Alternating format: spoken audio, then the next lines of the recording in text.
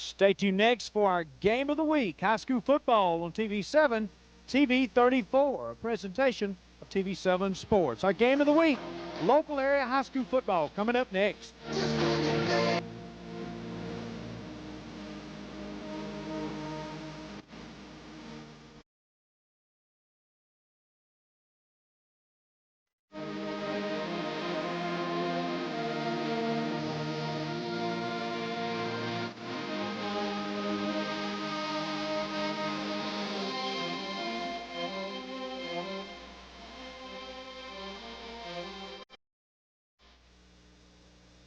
As you say, Pontotoc did, just lined up and took it right to them, and looked very impressive on both sides of the football.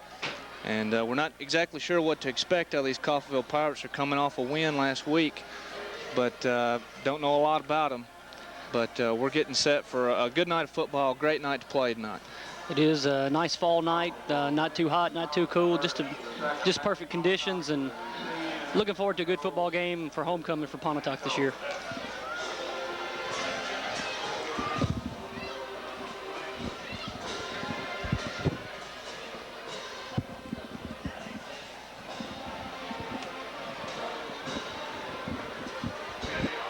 Looks like Coffeeville's won the toss. They're going to defer to the second half, so Pontotoc will get set to receive, and we'll take a break here and be back for kickoff.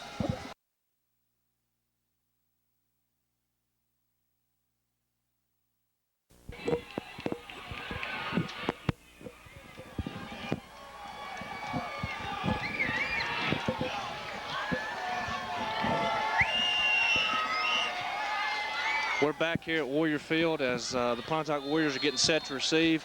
Coffeeville won the toss, will kick off and defer to the second half as they break the huddle. Back deep for Pontotoc will be number 12, Dustin Robbins, and number 82, Ron Winter. And the kick is up. Settling under it will be Dustin Robbins. Fumbles it, but finds a crease, and he's got room to run, and he's wide open. He's across the 50 to the 40. Doesn't look like anybody's going to catch him. Dustin Robbins will return this opening kickoff for a touchdown. Dustin Robbins with great speed took the ball at the sideline and basically broke one tackle, little shoulder arm tackle effort, and he had a crease. It was wide open, and he's got great speed. Once he gets out and open, there was nobody there that could run him down. Touchdown, Pontotoc. Good blocking up front. He, he bumbled the ball around the 15-yard line and maybe took his eye off of it for him just a moment, got his composure, and then hit the crease, and he was gone. Good running by Dustin Robbins as Robert Bass will come in for the PAT here. Robert, the freshman kicker, who's done a good job for Pontotoc all year. Yeah, he's quite a weapon. He had a 42-yarder at Oxford, and he's kicked 3 or 4 in the end zone. As a 9th grader, that's a mighty fine weapon to have and something to look forward to for the next 3 years. That's right, and Rob Pickett with a hold, and the snap's good. The kick is up and is good, and Pontotoc goes up really quickly. 13 seconds off the clock, and the Warriors are already up 7-0. As we have a break in action here, we'll take a break for some commercials. We'll be right back with the kickoff.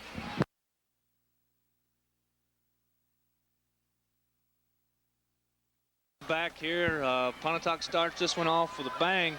Dustin Robbins with kickoff, running the opening kickoff back, and now Pontotoc will kick it off. Robert Bass again handling the kicking duties. And here's a kick. It's a low knuckleball. It's taken at the 10-yard line by number 1 for Coffeeville. That's going to be Starsky Shaw, and the Warriors cover quickly, and looks like they'll start from their own 24-yard line. Pontotoc did a good job covering the kick, got down, broke through the wedge, made a nice tackle. Had about a 15, 16-yard gain for Starsky Shaw. We understand that Ellis Scott nor Dedrick Clark will be playing in this game, 2 of Pontotoc's best players. Some minor nagging injuries last week, but nothing serious. Major precautionary tactic here, I think, as Coffeeville brings it to the line. And we've got a flag stopping play early here. Flag on the play. We'll wait for the indication from the referees, but appears will go against Coffeeville. It will be a legal procedure, and we'll back the Coffeeville Pirates up before they even snap the ball. It's kind of tough on Coffeeville. Had to kick off returned on them, and now before they've even had one snap, they've already had one penalty, so that's not a good start for the Pirates. Absolutely not. And coming to the line at quarterback will be Rakedrick Logan for Coffeeville Pirates. And here's the snap. It's going to be toss sweep to the left, and he gets maybe a couple yards as several Warriors come up on the outside to make the tackle. Looks like Jeffrey Hall and Kevin Westbrooks making the stop. Yeah, Jeffrey Hall came up. I think he probably playing deep safety, came up, read the run, made a nice tackle, kept him down for a 2-yard gain. Something to point out, the quarterback for Coffeeville is only in the 8th grade, so who knows, 2 or 3 years down the line, this kid may be pretty good. Coffeeville may be pretty good. That's right. It's going to bring up a 2nd and 12 situation here for Coffeeville. They're going to hand it off to the fullback, straight dive ahead, and he's going to rumble across the 25-yard line to about the 26. And looks like number 3 there, Marcus Mitchell, on the carry. Marcus Mitchell's a good-sized youngster. They don't have weights or heights in the program, but he's a good-looking athlete. Big kid, ran the ball pretty fair that time coming through the hole. Looks like we're going to have an officials timeout. They're going to discuss some matters here. And while we have a break in action, I want to run down this list of sponsors here making it possible for us to bring the game to you tonight. Our sponsors tonight are Tudor Funeral Home of Pontotoc, Jackson Implement Company, Montgomery Drugs, First National Bank of Pontotoc, JB's Quick Stop, Russell Oil Company, People's Bank of Pontotoc, Hangouts Daycare, Ken Nallen Insurance, OneCallIncorporated.com, Daffodils, Flowers and Finery, CNR Cattle Company, Springer Discount Homes in Houston, Pontotoc and Woodland, Stegall Ford in Pontotoc, Classic Exteriors in Houston, and Hunter's Hollow of Oxford. We appreciate those sponsors, and we get back to game time here as Coffeeville brings it to the line. Logan will start his cadence. Again, it's going to be a dive, and he's going to keep it. He's going off tackle with it, and he's going to get some good yards across the 30-yard line, and the defense will converge. Looks like he made it about to the 31. Did a good job of bellying that to his fullback. The defensive line collapsed to the middle. He pulled it out and ran through the guard and the tackle. Picked up about 6 yards, brings up a 4th down, about the long 2, 4th and long 2. And although this Coffeeville team, as we understand, has won just the 1 game last week, they've got some good-sized looking football players. And looks like they're going to be going for it early here on 4th and 2. Yeah, I guess they're thinking they've got nothing to lose here, not expected to win. They might as well try a little chicanery here to start the game. But looks like they're just trying to draw Pontotoc off sides. Logan goes with the hard count, trying to draw the Warriors off. They do a good job holding. And looks like Coach Perry Lyles for Coffeeville will send in his punt team, and Pontotoc will get set to receive. While there's a break in action, we'll take a break here for commercials.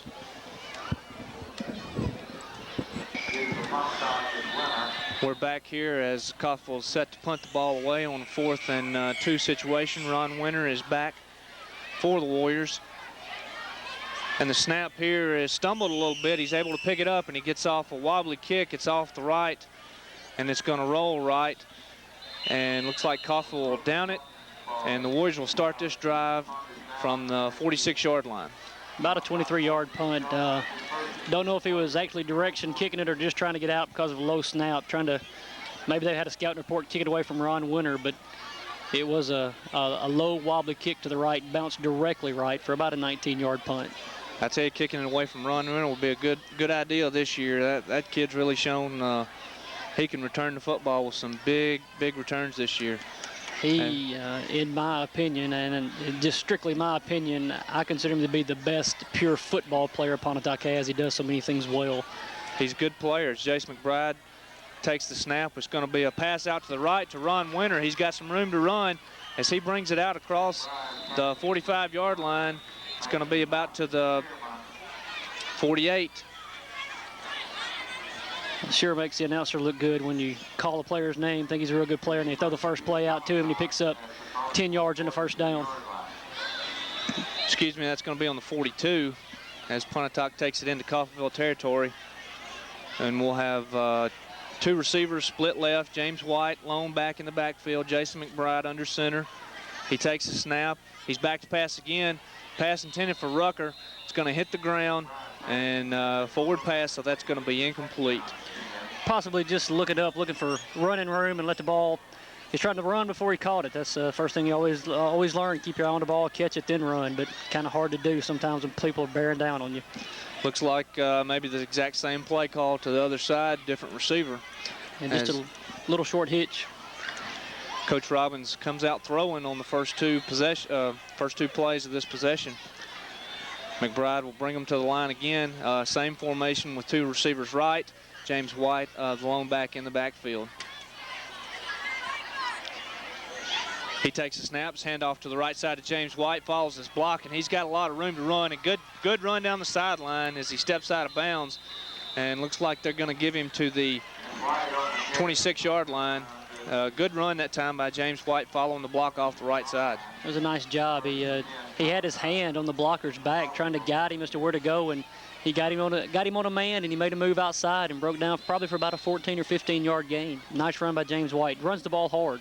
Sometimes it's hard for especially young running backs to wait for the blocks to develop, but he does a good job, shows patience, and gets behind his guy there for a good gain. Here's another thing where patience is a virtue. McBride again will hand off up the middle to White for a little gain. Looks like he gets to the 25-yard line, so we'll give him a yard. Going to bring up a 2nd down and 9 situation for Pontotoc. Not much there. Lamont Kimball, playing linebacker for Coffeeville, came up, filled the hole nicely, brought him down basically in a one-on-one tackle, which is difficult to do with James White running the football. Again, as we say, these Coffeeville players, those linebackers and defensive front look like big kids. As we're going to get a quick pitch out to the right side, James White, and he's going to cross the 25 down to about the 23-yard line. Just maybe tried to catch Coffeeville off guard with a quick pitch, had your two flankers lined up on that side, get them out on the man, hopefully break something big, but Coffeeville did a nice job reading the play and stopping it for a gain of 3. Well, Pontotoc showed last week against Kossuth they can sustain long drives and be patient with those quick dives and quick pitches, and looks like they're doing a little bit of that tonight. But it's 3rd and 7 here as Jason McBride comes under center. He starts Ron Winter in motion.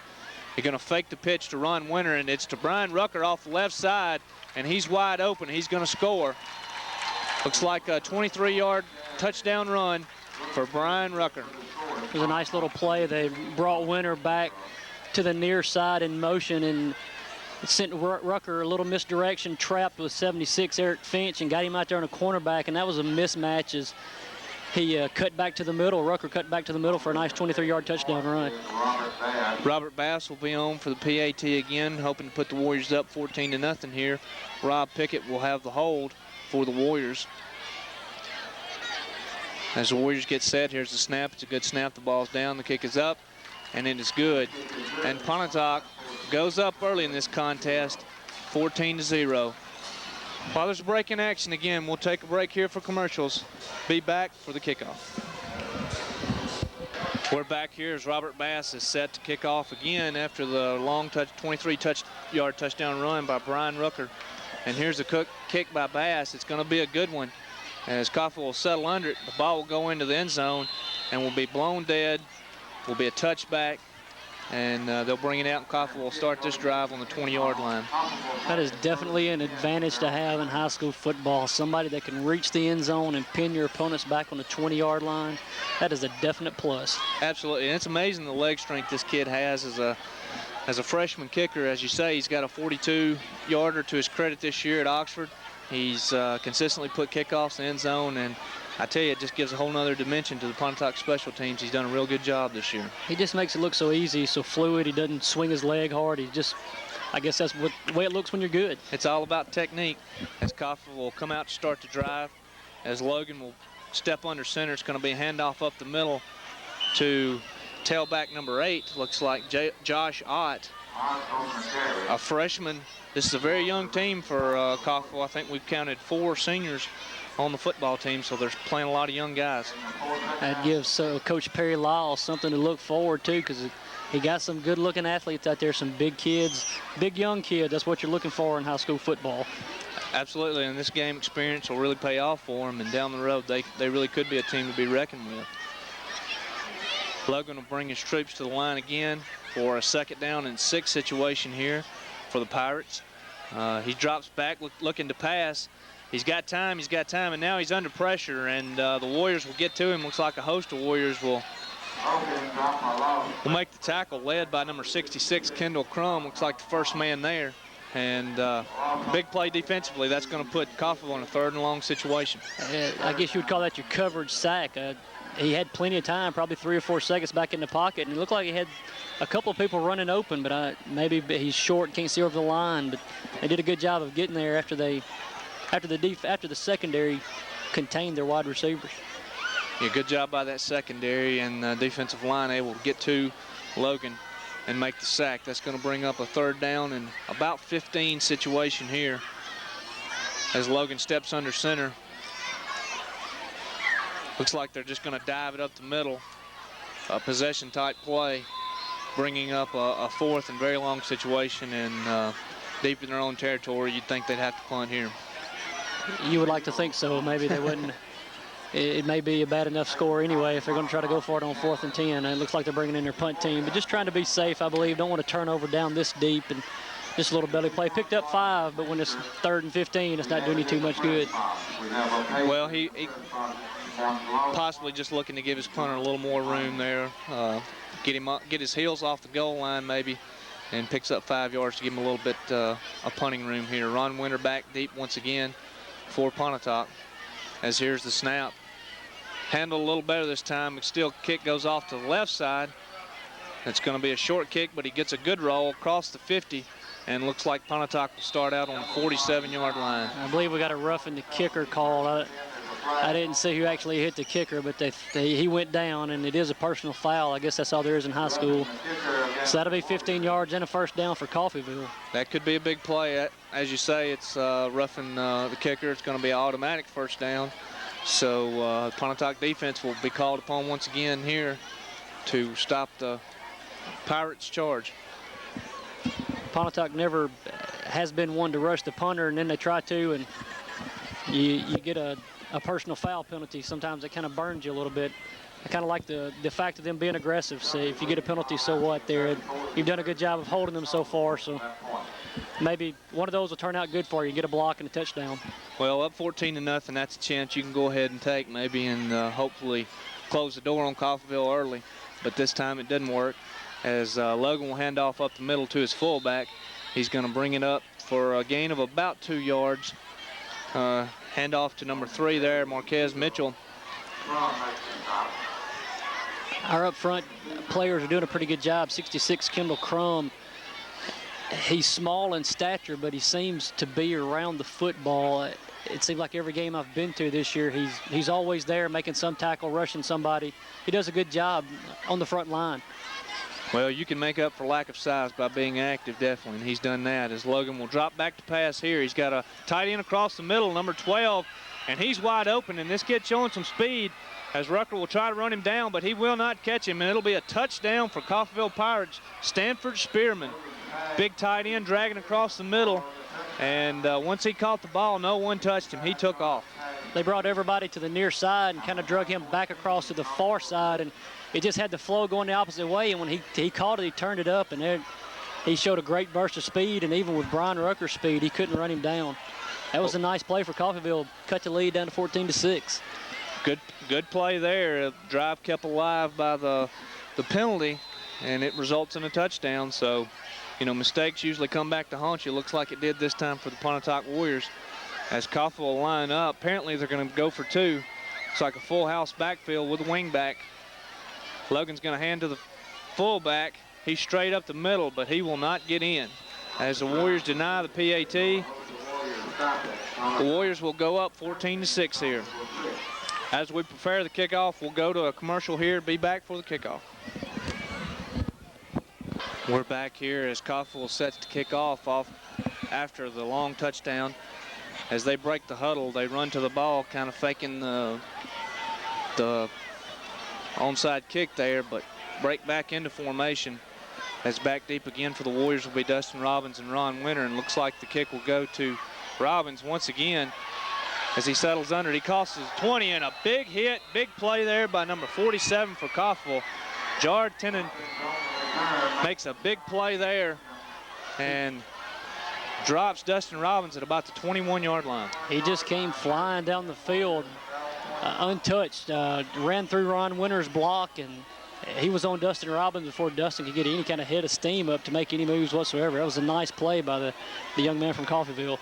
Big play for Coffeeville as their confidence seems to be getting a little higher here as Jason McBride will start. We've got two guys to the right, handoff to Rooker off the left side, and it's going to be tripped up by number 12 Spearman there as he gets maybe a yard. Stanford Spearman made a nice play. He was being blocked by Eric Finch, and he just fought off the block and made basically a one-hand tackle. The man runs 65 yards down the field on the long touchdown and then makes a nice defensive play. His confidence is brimming. Well, you can just see these Coffeeville kids starting to step it up a little bit. They're starting to maybe believe that they got a chance to do some damage here. As Jason McBride will come again. Brian Rooker in motion. Going to be a handoff the left side to Ron Winter. He's got room off the left. He breaks a tackle across the 40 and then run down from behind there at 45 as he had to wait on a block. Number 56 for Coffeeville. DeCarlos Booker coming up for the tackle. A good job there by Ron Winter making a big play off the right side. Same play Pontotoc ran for the touchdown with Brian Rucker. Just they ran it to the opposite side and with opposite people. The same motion, same handoff, everything. Nice job by 56 coming from his down position to make a tackle 25 yards down the field. Jason McBride steps under center again. James White in the backfield. Brian Rooker's going to be in motion, and we've got 56 going across the line, and the flags will come down. Looks like we're going to have an offsides penalty on Coffeeville. Maybe he was feeling his oats after making that nice play down the field. He's a little bit anxious, but maybe this offsides penalty isn't quite as simple as we thought. There's a little bit of discussion. Well, the referees are talking it over, so we're not sure exactly what's happening here. We got a illegal procedure penalty on the Warriors, so possibly someone flinched there across that line, bringing 56 Booker across the line of scrimmage. So that's going to back the Warriors up and bring up 1st and 15. Well, I really didn't see anybody move, but of course I'm not in the striped shirt, so.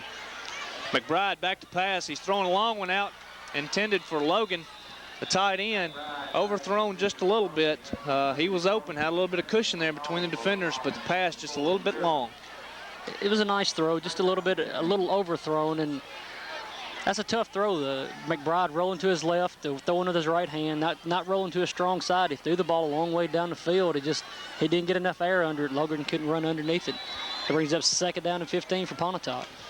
You know, McBride has shown the ability to throw the ball. He's done well early going for Pontotoc. I've been impressed with him finding receivers and making good throws. That one just a little bit over. Been very surprised with Jason McBride. Quarterback is going to be a question mark this year, and he's done very well. We're going to hand off to Rooker off the left side. He stutter steps, and he's going to break it left, and the defense is going to catch up with him. Looks like he's going to get forward progress to about the 41-yard line. But a good job of pursuit there by the Coffeeville defense, finally catching up to Brian Rooker. Did a good job stringing it out. Outside man Stanford Spearman again, not letting him get back to the middle like he went for the touchdown run, just stringing it out, waiting for help. And a nice job by Coffeeville pursuing to the sideline, making a nice tackle on Brian Rooker. Looks like the penalty bug has really hurt Pontotoc. They get the long run by Ron Winter, then the procedure penalty backs them up, and they haven't been able to get it back going as McBride will drop back to pass now. And he's got a couple receivers, and there's the pass. We had two guys in the same area. Not sure if it was exactly intended for Braden Bishop or Rooker there. Looks like Rooker had a chance to catch the ball, but a lot of interference in front of him there and not able to come up with a catch. Could have been Braden Bishop shielded him from the football. Brian Rooker was wide open. I don't know if they ran a little pick play to get him open back to the sideline, but he was open. But maybe he was shielded by Bishop and he lost sight of the ball, but he bobbled it. 4th down Pontotoc. You would think maybe somebody cut a pattern off too short, or maybe someone ran one a little too long, as I'm sure those two guys weren't supposed to be that close. But Rooker still had a chance for the ball, but as you say, maybe his vision was blocked and doesn't come up with it, forcing the Warriors to punt here on 4th and 15. Braden Bishop back to punt. He gets off a good punt spiral. It's going to go over the receiver's head and bounce down. It's at the 10, and looks like the Warriors will stop it on about the 8-yard line. Good job by Braden Bishop pinning Coffeeville deep here. That's about a 50, 51-yard punt. Nice job by Braden. Turned it over and then set it down inside the 10. That's what you're looking for as a punter. Pin those guys inside the 20 and let your defense do the work. Coffeeville did a good job on the last drive, and let's see if Pontotoc can step it up and make a stop. And while we have a break here, I want to run down this list of sponsors once again. We've got Tudor Funeral Home, Jackson Implement Company, Montgomery Drugs, First National Bank, JB's Quick Stop, Russell Oil Company, the People's Bank in Pontotoc, Hangouts Daycare, Ken Allen Insurance, OneCallIncorporated.com, Daffodils, Flowers, and Finery. And we'll get the rest of these sponsors as Coffeeville comes to the line of scrimmage. Logan brings his troops, and looks like it's going to be a handoff to the right side. And he has a little bit of room, but the defense catches up to him. That's Marquez Mitchell on the carry. And looks like he's going to get a gain of about 4 yards. Nice job of Ron Winter setting that corner out there and saying you're either going to go out of bounds or cut back inside where my help is. He did a nice job of sitting down and making a nice tackle. Pontotoc needs to step up here with a defensive stand and get the ball back here. As we say, Coffeeville's confidence has been growing in this game, so a big defensive stand will be nice here. Logan takes a snap. He's going to hand off the middle to his fullback. That's Melvin Mitchell. He's a sophomore, big fullback, and he's going to get 3-4 yards on the carry, bringing up a 3rd and 2. That's the big man they brought in to run into 2-point conversion, but he was stopped short. I guess they think he's so big and built low to the ground, he'd be able to get 2 or 3 yards for that 2-point conversion, but picked up 4 there. Nice hard run, just straight up the middle, up the gut. And we might even see him again on this 3rd and 2 situation. As we said, Pontotoc missing its 2 main inside linebackers. So maybe they think they've got run room in the middle. And again, it is the handoff to Mitchell, and a big run. He's going to get the first down as he looks like number 50, Corey Walker, on the tackle. Did a nice job, lowered his head, had a big collision there with Jeffrey Hall. I think Jeffrey kind of came up on the worst end of that deal. That 34 is a big man running through that line, and when you're Hall weighing about 160, 170 pounds, that's not a pretty sight, see, coming through that hole. Not exactly a fair matchup there, but they get the first down. Logan comes back to the line of scrimmage, and they're going to hand it again to Mitchell. And looks like we've got a fumble on the play, and Coffeeville will keep possession as he stumbles forward to about the 34-yard line for a gain of about 2.5 yards. Kind of hard to see. Thank goodness those referees stole those bean bags. I never saw the ball on the ground, but everybody else did. Coffeeville seems to be moving the ball as the time ticks down here. We got 5 seconds left in the quarter, and looks like that's going to be all for the first quarter. And it is. The horn sounds, and that's Pontotoc up 14-6 here in the first quarter of this game. We'll take a commercial break right here and be back.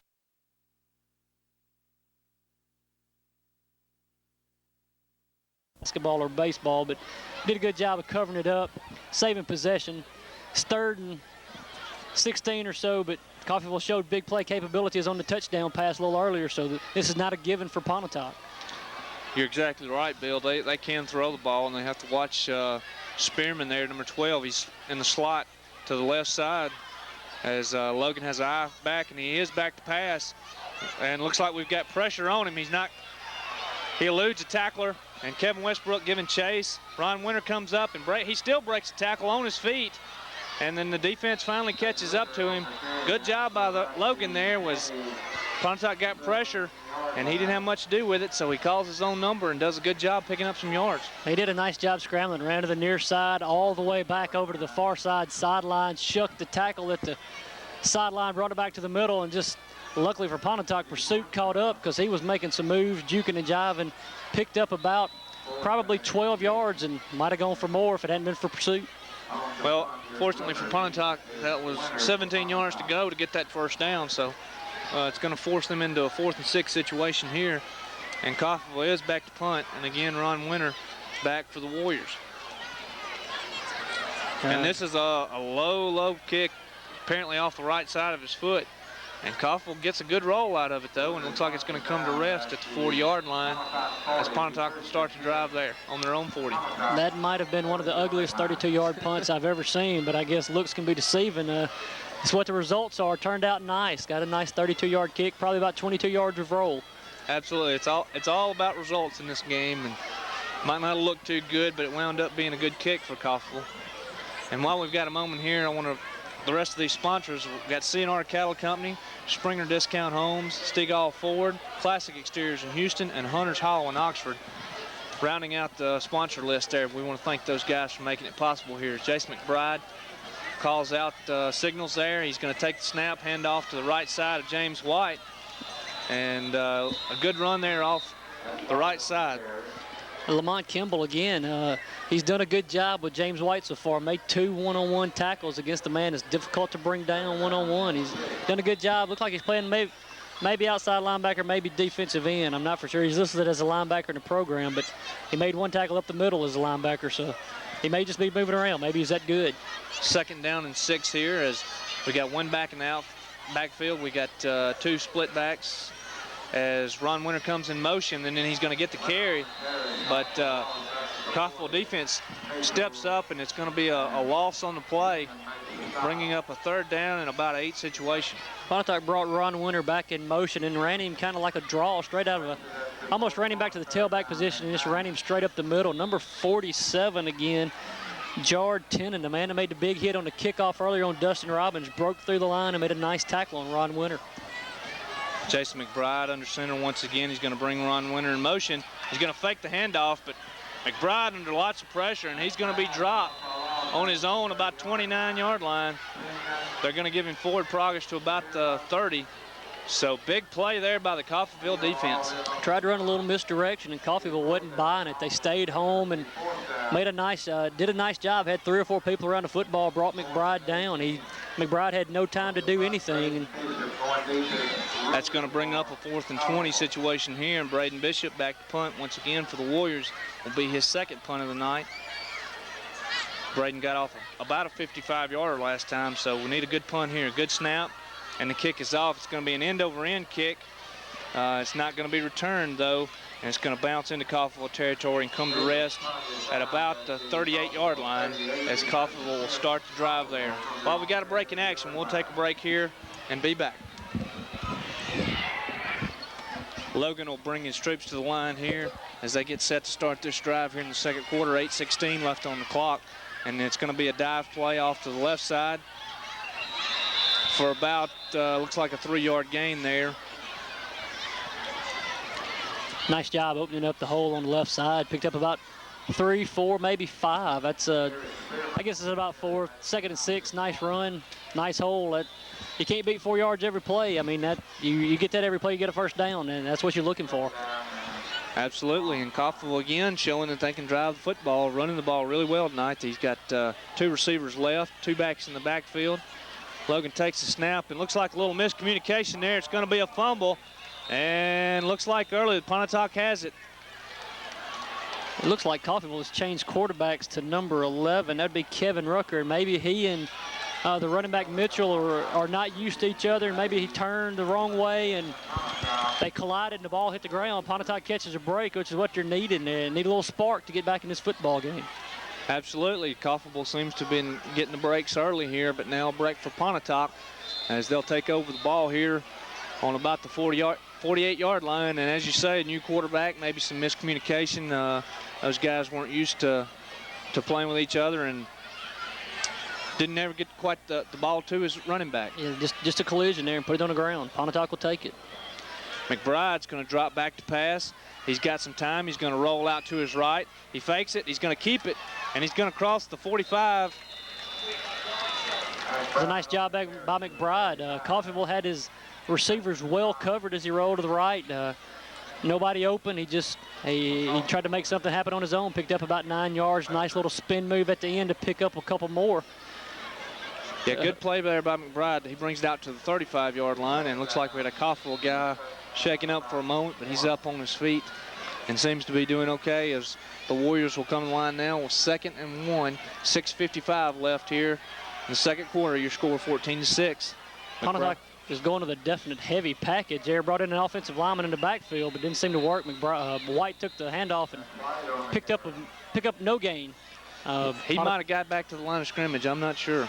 They brought in Kevin Westbrooks, a defensive lineman, and Kendall Crum, a defensive tackle, and they just didn't get much surge on that defensive line. Well, there was good penetration by that defensive front of Coffeeville, and they got low and they got penetration, and White had nowhere to go by the time he got the ball, and maybe gets back to the line of scrimmage here, bringing up 3rd and 2. Seems like this right defensive tackle is doing a good job of shooting, getting down low, and taking offensive linemen off their feet. It's going to be a handoff to White as he has some trouble, but sidesteps the defender and picks up about 6 yards on the carry. That's going to be a first down for Pontotoc. Good run there by James White, avoiding the defender and picking up positive yards. It was a heck of a run. White hitting the backfield, made a nice sidestep to the right, brought it back to the left, and avoided another tackle and got a first down for Pontotoc. It's a big play, big 3rd down, 2 play. Pontotoc gets a nice 6-yard gain. And looks like we're going to have a timeout. We'll take it with them, and we'll be back. Jason McBride will step under center here as James White, the lone back in the backfield. He calls out the sequence here, and looks like he's going to be a handoff to Rucker, and he's off to the left side. He's got room to run. He runs sideways and is dropped at about the 24-yard line. I don't know if you'd call that a reverse with Rucker or not. They just brought him off out of the slot back and a straight handoff, and this time Pontotoc did a good job, brought Winter off the slot and double-teamed Stanford Spearman, who made a couple big tackles on that same play earlier, and isolated him with 2 men, kept him from making a tackle, picked up 5 yards, maybe 6. Good first down play for Pontotoc. Pontotoc comes out again with the 2 slot backs, and James White in the backfield behind McBride. He brings Rooker in motion, fakes to him. It's going to be a pass out in the flat to James White, and he's got room to run. Ooh, and a big hit there at the 15-yard line. And James White showing some strong running as he brings it down to the 10-yard line. Good play by James White. James White, for being small in stature, similar to Kendall Crum earlier, does things well when he gets the football in his hand. Ran a nice pattern. Did a good job with the fake. Coffeeville bit on the fake. He was wide open in the flat, and he got hit by a much bigger man, and the much bigger man paid the price. He's leaving the field right now. That was a nice pickup for a first down for Pontotoc. That was a big collision with Jody Baker there of Coffeeville, and as you say, White getting the best of that matchup, and he moves forward to the 10-yard line. That's going to bring up 1st and 10. The Warriors can still get a first down here inside the 1 as McBride steps under center. It's going to be a handoff, and he doesn't get it. Handoff was to Rucker and never got a handle on it, and Rucker and McBride alertly drop on the ball. Maybe Rucker looking to run again without having a football in his hands, but like you said, a nice job by both of them being alert enough to jump on that football and covering it up. It's always nice to have 2 men around that football because that thing can squirt out. No telling where it's going to go. And Pontotoc can ill afford a turnover here deep in their own territory. They need points out of this drive to cushion that lead a little bit going into halftime. We've got 4 minutes, 15 seconds left in the half. 14-6 here, Pontotoc leading, and that'll bring up a 2nd down and about 13 as McBride will bring Winter in motion. He's going to fake the handoff to him. He drops back to pass. No one there. He calls his own number, and he brings it across the 15 to about the 12-yard line, looks like, and close to the original line of scrimmage. Once again, rolled left. Not a lot of room to move. Nice tackle. 47 again. The man's been everywhere. He sitting on the ground after being blocked to the ground. Made a nice tackle. And looks like we've got a timeout for the Warriors, and we'll take another timeout with them. We're back here as we'll have 2 receivers split wide to the left. We've got Winter and Rooker, and now White will motion out to the right as McBride's back to pass. He's got it over the middle, and it'll be a touchdown, but we've got flags everywhere. This one may be coming back. I didn't see what transpired following the ball, but we've got 1 flag in the middle of the field, normally designates holding. We got 1 out here on the outside, which is normally an offsides or an illegal procedure. Maybe Pontotoc didn't have enough men on the line of scrimmage. It could be 2 penalties against Pontotoc. Indeed, it is a legal procedure on the Warriors, and that's going to back them up. And that's going to be a 3rd and long situation. Looks like a good play call there. He split some guys wide and then hits the tight end, Braden Bishop, across the middle and able to get in the end zone. Unfortunately, the legal procedure will bring it back. Looks like Pontotoc's taking another timeout. This game has seemed to have gotten serious real quick after a quick beginning for Pontotoc. Timeout with 3rd down and about 16 yards to go.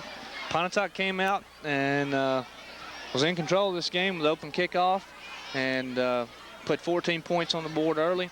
But Coffeeville showing a lot of guts here. They're hanging in here. They're putting together some good drives and playing some good football for a very young team. I would think Perry Lyles of Coffeeville is real proud of his team. They're doing a good job on defense. They're running to the ball really well. They got a lot of speed, and that's one thing you can't coach is speed. And most teams today are now trying to build their defense around speed. Maybe not all size, but a lot of speed. Well, one of the strengths the Warriors have had all year is that stable of running backs. I mean, we're able to run so many guys out of that backfield. Of course, that's hampered tonight with the loss of Dedrick Clark and Ellis Scott. But James White, Ron Winter, and Brian Rucker are still carrying the bulk of the load and doing a pretty good job, but we just can't seem to translate it into points early. And just don't have that big threat with Dedrick and Ellis in the game. Thought maybe those two might hurt you more on defense, but it seems like their offense is what we're missing right now. And maybe we can get something cranked up here on this 3rd down and 16 play. 3rd down and long. McBride will come. We have 2 slot backs, James White in the backfield. McBride's going to be back to pass. Pass over the middle to Ron Winter. He catches the ball and has got the corner, and he's going to score. A very nice play. They just brought Ron Winter off the end, just a little slant across the middle. I don't think there was anybody else really in the pattern. He just made a nice catch, went high to catch it, ran to the corner of the end zone. Braden Bishop set somebody up over there, number 4. Hit him pretty good, knocked the ear pad loose, and that sprung Winter for the touchdown. Absolutely. Bishop with a big hit down there on about the 5-yard line. And that guy had the only chance of catching Ron Winter. Once that block was made, he could walk into the end zone. A good play call there by Coach Robbins, as we needed a big play and we got it. And the Warriors will go up here 20-6. PAT pending here as Robert Bass will come on to kick and try his 3rd PAT of the night. With a hold of Rob Pickett, the snap's down, the kick is up, and it's good. Pontotoc scores once again here late in the 2nd quarter. That's going to put the Warriors up 21-6. And we'll take a timeout here and be back with a kickoff.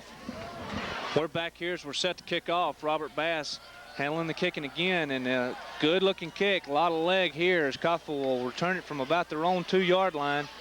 It'll be number 1, Starsky Shaw, as he scurries out to the right side, and he'll run out of room. Rob Pickett, and looks like number 9, Kerry Walker, catch up to him, and he brings it out to about the 22-yard line. Kerry Walker, freshman for Pontotoc, has got a lot of potential. Good-looking athlete, good-looking baseball player. He bodes well for the future for Pontotoc. He's playing a lot on kickoff and kickoff return, but that was a nice job. Coffeeville didn't set up much of a wedge. The man was basically on his own up the middle, brought it to the outside, and Rob Pickett, being the outside man, did a good job of containing and making the tackle. Coffeeville will start this drive from about the 23-yard line and try to get some more points on the board here before halftime. We've got 3:20 left in the half. As Logan back in at quarterback, has an eye backfield, receiver to the left, the slot back. It's going to be a pitch left to number 11. As he reverses field, comes back towards the middle of the field, and the defensive pursuit catches him. Looks like he's going to lose about 4 yards. And looks like that was Kevin Rucker of Coffeeville on the carry. That was the guy they had in at quarterback on the last play and made a nice run, the real shifty moves. They picked up about 12 yards, but this time he kind of bobbled the ball off the pitch, and Pontotoc did a good job of corralling him. I don't know if maybe he's a better throwing quarterback than the Logan kid is, but I didn't think the Logan kid was doing anything wrong when they took him out of the game on that 3rd down play. Well, you know, as an 8th grader, you know, for any grade, he's looked good out there, shown a lot of composure. But, you know, considering that he is an 8th grader, he's done a good job, I've thought, as he'll bring his troops to the line here. Steps under center, eye back in the backfield. It's going to be a pitch again to number 11. And he's going to bring it out across the original line of scrimmage and out to about the 25-yard line for a gain of about 6 yards on the carry. That was a nice tackle by number 50, who's playing in place of it's Corey Walker, playing in place of Ellis Scott. He hit the man really hard, came across the middle of the field and did a nice job of tackling, just one-on-one, wrap up, take him to the ground.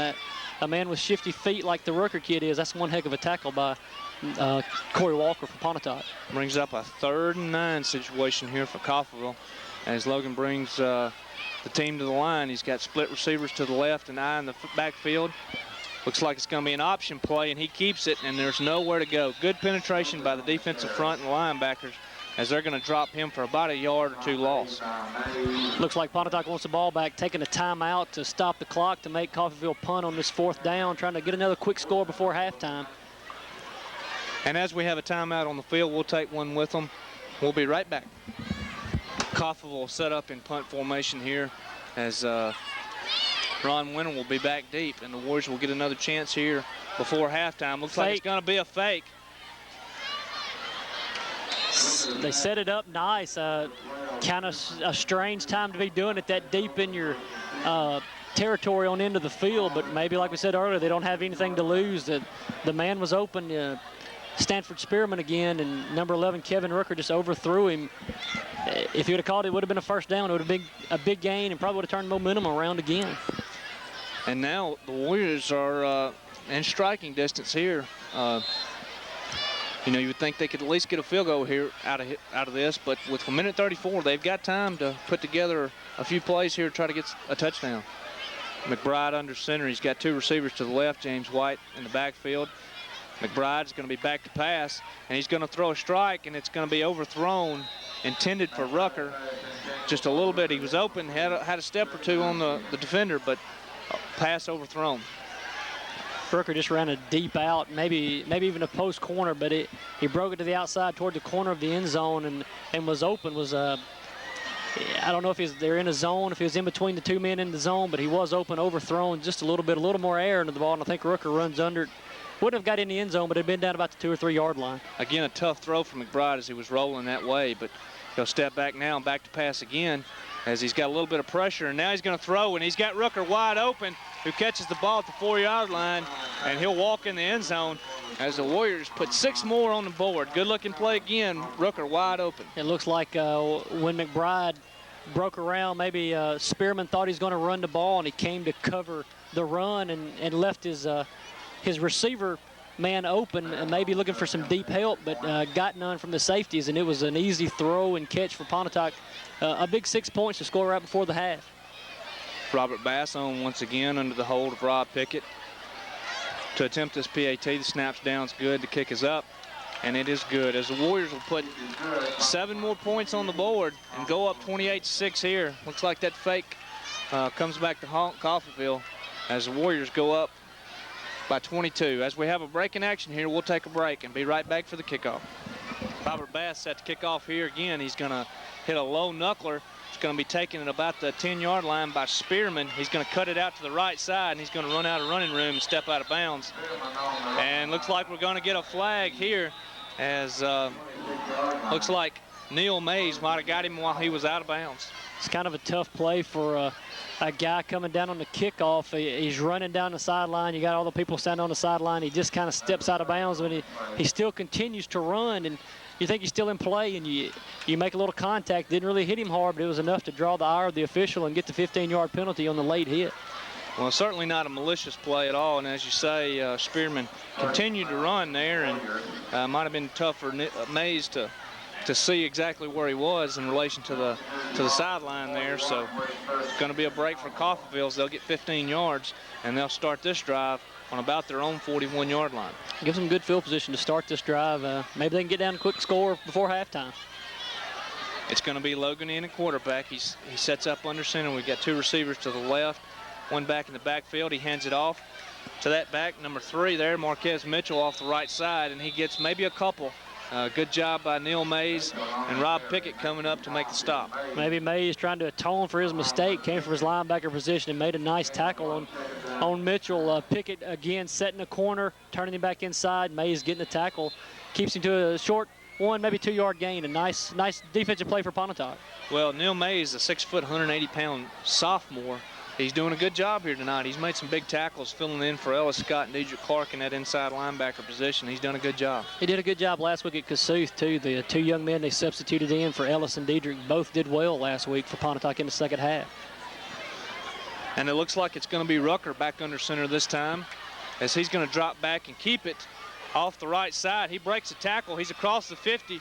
And looks like Ron Winter's going to bring him down at about the 50-yard line. Good-looking run there by Kevin Rucker of Coffeeville, bringing it to the 50-yard line. Just bellied it into his fullback, brought it out, turned it up, made a nice run, cut across the field. Ron Winter makes a nice solo tackle. If he doesn't, he may go for the touchdown.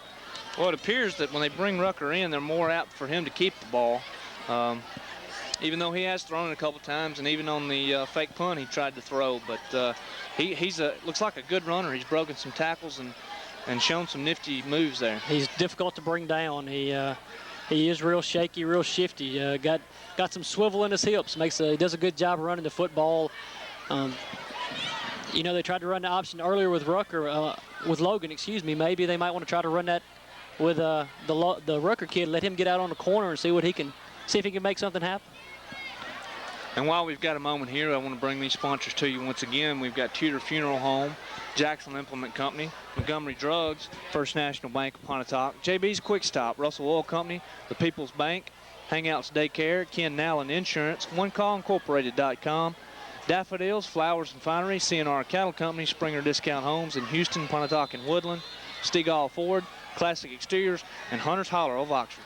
We want to say thanks to all those sponsors as Coffeeville sets up again.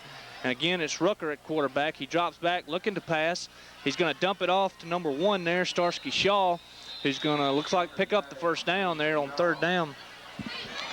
Kind of a strange play call. Maybe Coach Lyles just wants to get off the field. There was only 12 seconds to go when that play was called, and they just run a little play into the middle of the field, but I guess they called a timeout. He's coming back onto the field. Going to try one last play, maybe to heave it in the end zone with 5 seconds to go, the old Hail Mary play. Seen it work many times. It has, and you know, it's worth a shot here. You're down 28-6, 5 seconds left. I don't see what harm it can do to drop back and just put it up. Not sure the kid can reach the end zone with the football. He's going to have somebody to catch it and run it in. The Spearman kid, a big, tall, lanky kid, a good basketball player, probably can go high and get the football, maybe make something happen after he gets his hands. He looked good when he ran in the touchdown pass earlier in the game. But as you say, he may have to have a lot of help, and you know, when those defenders get in the crowd, anything can happen. You just hope you don't get any kind of pass interference. The only thing that helps you in high school is only a 15-yard penalty and not a spot foul like it is in the pros. Looks like the Warriors are going to go into a prevent. Kevin Rucker about 20 yards deep as Rucker drops back to pass. He's going to heave it up to no one in particular, and that'll end the half. So Pontotoc comes out 28-6, leading in this first half. They've got a good-looking lead here. We'll see if they can keep it. We'll be back for second half action coming up.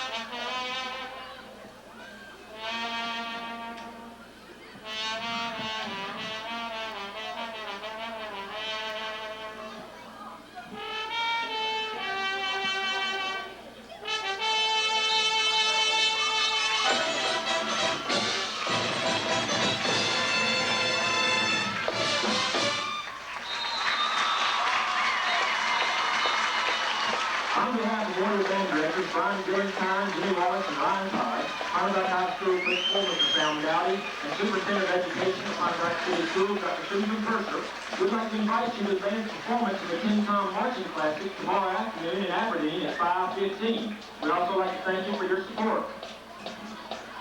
The MCs for tonight's homecoming presentation are Misty Robinson and Haley Carn. A special thanks to Misty Robinson for writing the script for tonight's presentation. Cecile Crane also served as a student assistant.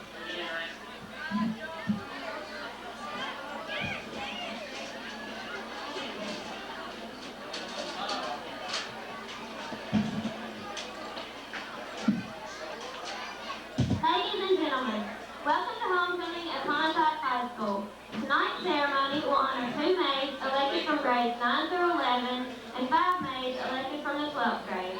We will also crown our 2000 homecoming queen, who is chosen by the entire student body. We would like to thank Shannon's Jewelry, located at 16 East Marion Street, for donating tonight's crown. We would also like to thank you for joining us at Warrior Field. Let us now introduce you to our homecoming court. Our first maid is Brittany Stillworth. Brittany is 14 years old and a freshman at Pontotoc High School. She is the daughter of Gary and Dorothy Stillworth. Brittany attends Second Baptist Church, where she is a part of the youth group and sings in the choir. Brittany is a member of the Beta Club and Warriors for Christ. She is also a member of the basketball team and softball team. Brittany was homecoming queen her 8th grade year. She enjoys babysitting, cooking, traveling, playing sports, and talking on the phone. Brittany's escort is Marcus Thomas. He is the son of Louise Thomas.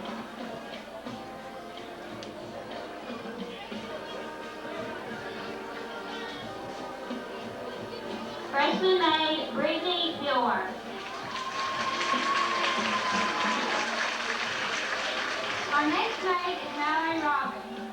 Mallory is 14 years old and is also a freshman at Pontotoc High School. Mallory is the daughter of Dennis and Sherilyn Robbins. She is a member of West Heights Baptist Church, where she is active in the youth group and chapel choir. Mallory is also a cheerleader. She is a member of the Student Council, Beta Club, Warriors for Christ. Mallory's escort is Jacob Kidd. Jacob is the son of David and Becky Kidd. Freshman maid, Mallory Robbins. Our next maid is Larissa Plum. She is 16 years old and in the 10th grade. Larissa is the daughter of Jeffrey and Tammy Plum. She is a member of Piney Grove Baptist Church. Larissa is a member of the Beta Club and Warriors for Christ. She has been a Diamond Girl and a cheerleader for 2 years. She has also been on the guard line for 3 years. Larissa was 8th grade homecoming queen and has been on the high school homecoming court for 2 years. Larissa enjoys taking dance from Rita Hills and spending time with her friends and family. Escorting Larissa tonight is Joseph Fava. Joseph is the son of Pete and Laura Fava. Sophomore maid Larissa Plum. Our next maid is Catherine Walter. Catherine is 15 years old and in the 10th grade. She is the daughter of Drew and Wanda Walter. Catherine is an active youth member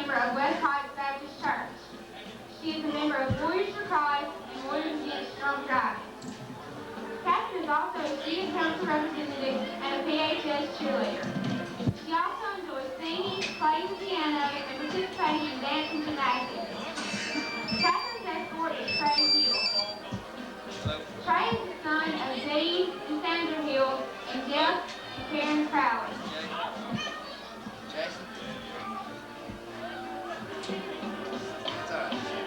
Sophomore maid, Catherine Waldron.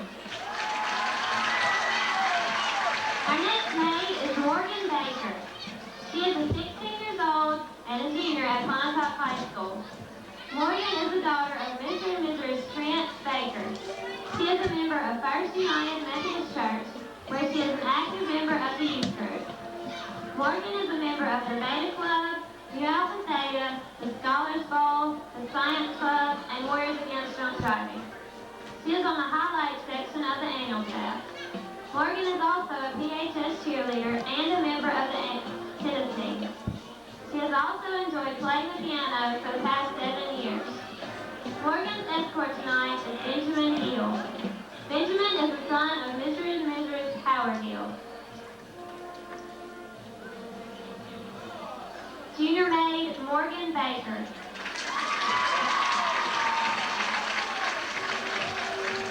Our next maid is Shannon Simmons.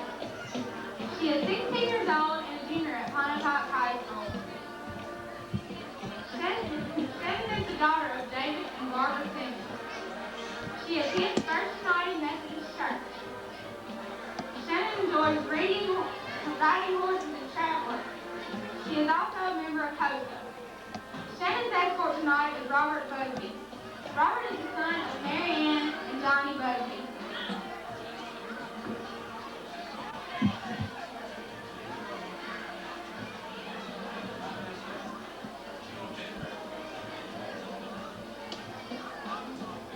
Junior maid, Shannon Simmons. Our first senior maid is Kayla Hughes. Kayla is the 17-year-old daughter of Leo and Minnie Mass and Tommy and Trish Hughes. Kayla is a member of West Heights Baptist Church, where she is part of the youth group. Kayla has been a cheerleader for 4 years. She is a member of the Science Club, New Alpha Theta, the Beta Club, Warriors Against Drunk Driving, and Warriors for Christ. She is also editor of the yearbook. She was a Girl State delegate her 11th grade year. Kayla enjoys reading and traveling. Kayla's escort tonight is John Michael Tacker.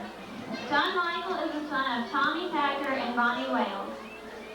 Kayla's future plans include attending Mississippi State University and majoring in biology. Senior maid, Kayla Hughes. Our next senior maid is Cherie O'Neill. She is the 18-year-old daughter of Michael and Barbara O'Neill. She is a member of New Lebanon Missionary Baptist Church.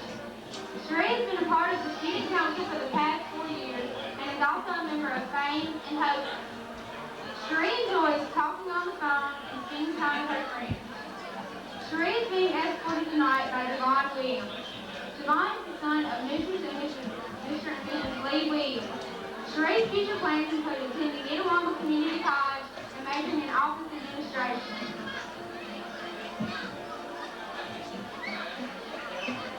Senior maid, Cherie O'Neill.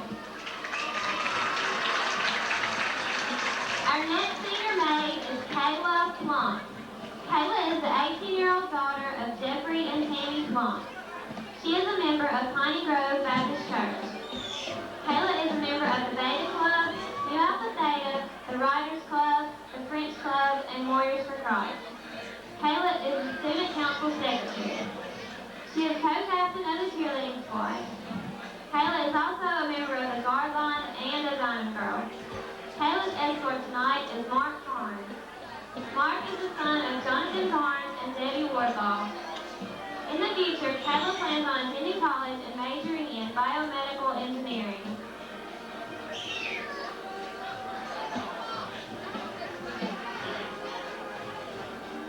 Senior maid, Kayla Plump. Our next senior maid is Molly Seawright. Molly is the 18-year-old daughter of Bill and Millicent Seawright. She is a member of First United Methodist Church, where she is president of her youth group. She also attends St. James Catholic Church, the Youth Club. Molly is a member side, Warriors Against Drunk Driving, the Beta Club, New Alpha Theta, the Science Club, and the French Club. Molly has been a cheerleader for the past 4 years. This year, she is the captain. She is also Vice President of the Student Council and the Section Editor of Organizations for the Yearbook.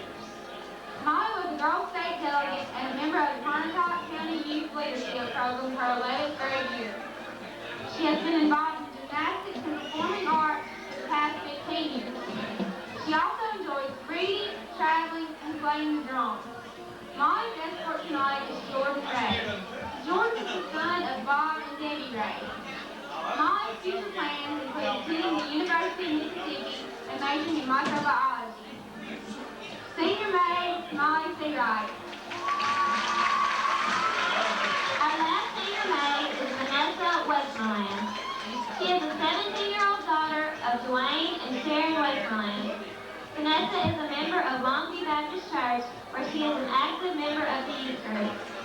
She is a member of the Beta Club, Warriors for Christ, Warriors Against Drunk Driving, and HOSA. Vanessa was in the Pontotoc County Youth Leadership Program and class secretary for her 11th grade year. Vanessa enjoys traveling, writing, and attending youth activities with her church. Vanessa's escort is Rusty Patterson. Rusty is the son of John and Sandy Patterson. In the future, Vanessa plans to attend Northeast Community College and major in dental hygiene. Senior maid, Vanessa Westmoreland.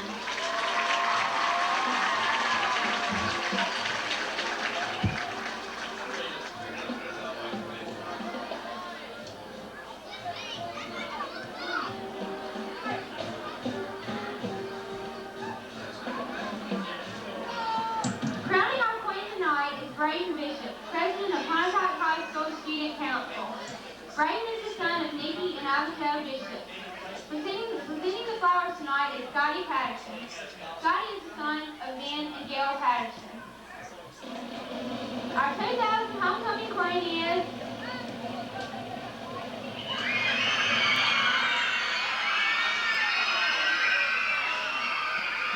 Sherry O'Neill. Please give a round of applause for everyone.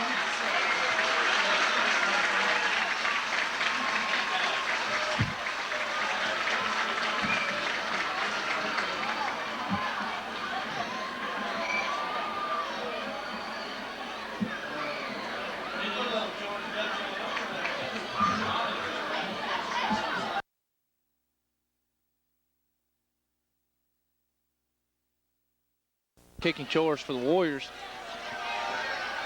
And the second half is underway. Looks like a pretty good kick here by Bass. It's going to be taken about the 10-yard line by and number 11. He finds a seam and he has gone. Well, looks like Bass is going to trip him up just enough for Dustin Robbins to make the tackle. That was number 11, Rooker, who's made some good plays for Coffeeville here. He got the crease and he took off. I didn't even see Robert Bass there, but he was able to get in the way just enough for the defenders to catch up to him and save a touchdown there. Playing a good deep safety. Probably looked like me back there trying to make a tackle, just enough to hold him up, hoping that you can get some defensive help. And luckily, Dustin Robbins, with his good speed, was able to catch up with Kevin Rooker. Been very impressed with Kevin Rooker tonight. He's made some good runs. Now he's back in at quarterback. Good job by Bass saving the touchdown, and he's going to hand it off to the right side to number 3, Marcus Mitchell, and looks like he's going to pick up a couple yards where he stopped there by Neil Mays. They've lined up the Mitchell kid at fullback, now at tailback. He's a big kid, runs the ball hard, got pretty good speed for having that kind of size. So he's got a lot of versatility, and that was a nice play, picked up 4 yards on a first down.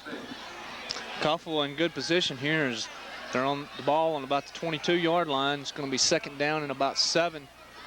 As Rooker remains at quarterback with the eye back, he's going to hand it off to Mitchell again off the right side. We've got a late flag coming in here as he picks up about a yard on the carry. Mitchell again tackled by number 60, Mays. After the personal foul penalty, he's been all over the field. Looks like we've got a holding penalty, though, against Coffeeville on number 8. He was holding Rob Pickett. Maybe Pickett got it inside of him, was close to making a tackle, and 8 did what he thought was best and held. Well, Coffeeville's going to shoot themselves in the foot here as they were picking up some good yards, and now that's going to negate a pretty good-looking opening drive for them, as it'll be 2nd down and about 20 here for the Coffeeville Pirates on the holding call. It definitely puts you into a throwing situation, but with Rooker under center, you know, who knows? Maybe he just takes it off and runs. He's good. He's been good at doing that the whole night. We got an eye back, split left. It's going to hand off up the middle to number 34 there for some strong running. That's going to be Melvin Mitchell, who's shown some strong running in this football game. He's picked up some tough yards, and again there he's met by some Neil Mays and looks like number 71 for Pontotoc, Elvin Chandler, and they're able to make the stop. Kind of a strange play call to me. 2nd and 20. You got the big Spearman kid on the end, throw it up, let him go get the football. Instead, you just run it straight up the middle with your big diesel-like fullback, Mitchell. And the two Mitchells in the backfield making it a little difficult on this announcer. Has got Marquez and Melvin. Maybe they're brothers, maybe they're not. Rooker's going to drop back to pass, and he's got Spearman. And Ron Winter coming up from the outside, making a good break on the football and saving a big play there. Good play by Ron Winter. He timed it well, playing. He got a lot of room to work with, so he's giving him a little cushion, and he just broke when the ball was thrown, read the quarterback's eyes, and knocked it down. A very nice play by Ron Winter. Good job there. That's going to bring up a 4th down situation. You would assume maybe Coffeeville will go ahead and take a shot. They're down 28-6 here. They're in their own territory. So it appears they're going to go for it here, and Pontotoc Warriors will have to stop a big play here to stop this drive. Well, especially after they went for it down on their own 23-yard line earlier in the first half. I would think this is a piece of cake to them. We've got split backs. We've got 2 receivers split to the left side. Rooker is going to hand off up the middle to his fullback, and he gets about 5 yards on the carry. However, they needed 18. Kind of a strange play call again, but the Warriors will hold here and take over the ball on downs. I'm not so sure if they were just hoping by spreading Pontotoc out with the 2 wides that they might break something quick up the middle. But like you say, Glenn, a very strange play call when you need 18 to just run it straight up the pipe. Well, Neil Mays, I tell you, has really played well here tonight from that linebacker spot, filling in for Ellis Scott and Deidre Clark. He's made a lot of stops here and was in on that play as well, as McBride will bring the Warriors to the line. He brings Ron Winter in motion. He's going to hand off to the right side, and that's going to be James White for a gain of about 3 yards. Did a good job, James White, of putting his hand down on the ground and keeping his knee from touching the ground. Picked up a couple extra yards, but like you said, the Neil Mays kid has been, from his middle linebacker position, he's got big shoes to fill, filling in for Ellis Scott or Dietrich Clark, which of the 2 he's doing, but he's doing a fine job of it. McBride under center once again. We've got James White in the backfield, and Ron Winter comes in motion from the slot position. This play is going to be blown dead, and it looks like possibly Logan at tight end jumped there. Someone on that left side, not sure if it's a tackle or tight end, but someone flinched there. I think it was a tight end, Logan. Just a little bit of a flinch, but enough to draw 4 flags from every official but the back judge threw a flag on that one, so it was pretty obvious. So that's going to cost the Warriors 5, and that's going to put them into 2nd down and about 12 situation here. These are some penalties you might can get away with in a non-division game against Coffeeville. Not as strong as opponent, but as you get into the heart of your division schedule coming up, you can't have those kind of penalties to win those football games. Absolutely. Mistakes will really kill you, as McBride will take the snap here. He's going to roll out to his left and drop back to pass, a little bit overshot to Ron Winter, and that ball will go out of bounds. McBride had some zing on that one. He brought that in pretty good. Winter did everything he can. He jumped up and got a hand on the football, but that was about all Ron could do with that one. It was overthrown high and hard. That's going to bring up a 3rd down and 12 now, as McBride will call the play in the huddle and bring his guys to the line of scrimmage. You would expect him to be in a passing situation here, as we'll split Ron Winter and Brian Rucker to the right side. James White, the lone back in the backfield. 2 tight end set.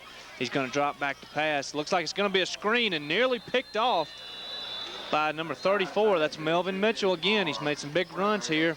He didn't bite on the, looks like they were setting up the screen, and nearly picks that football off. It was set up pretty nice. If Ron Winter was able to catch it, he had the whole near side of the field to himself.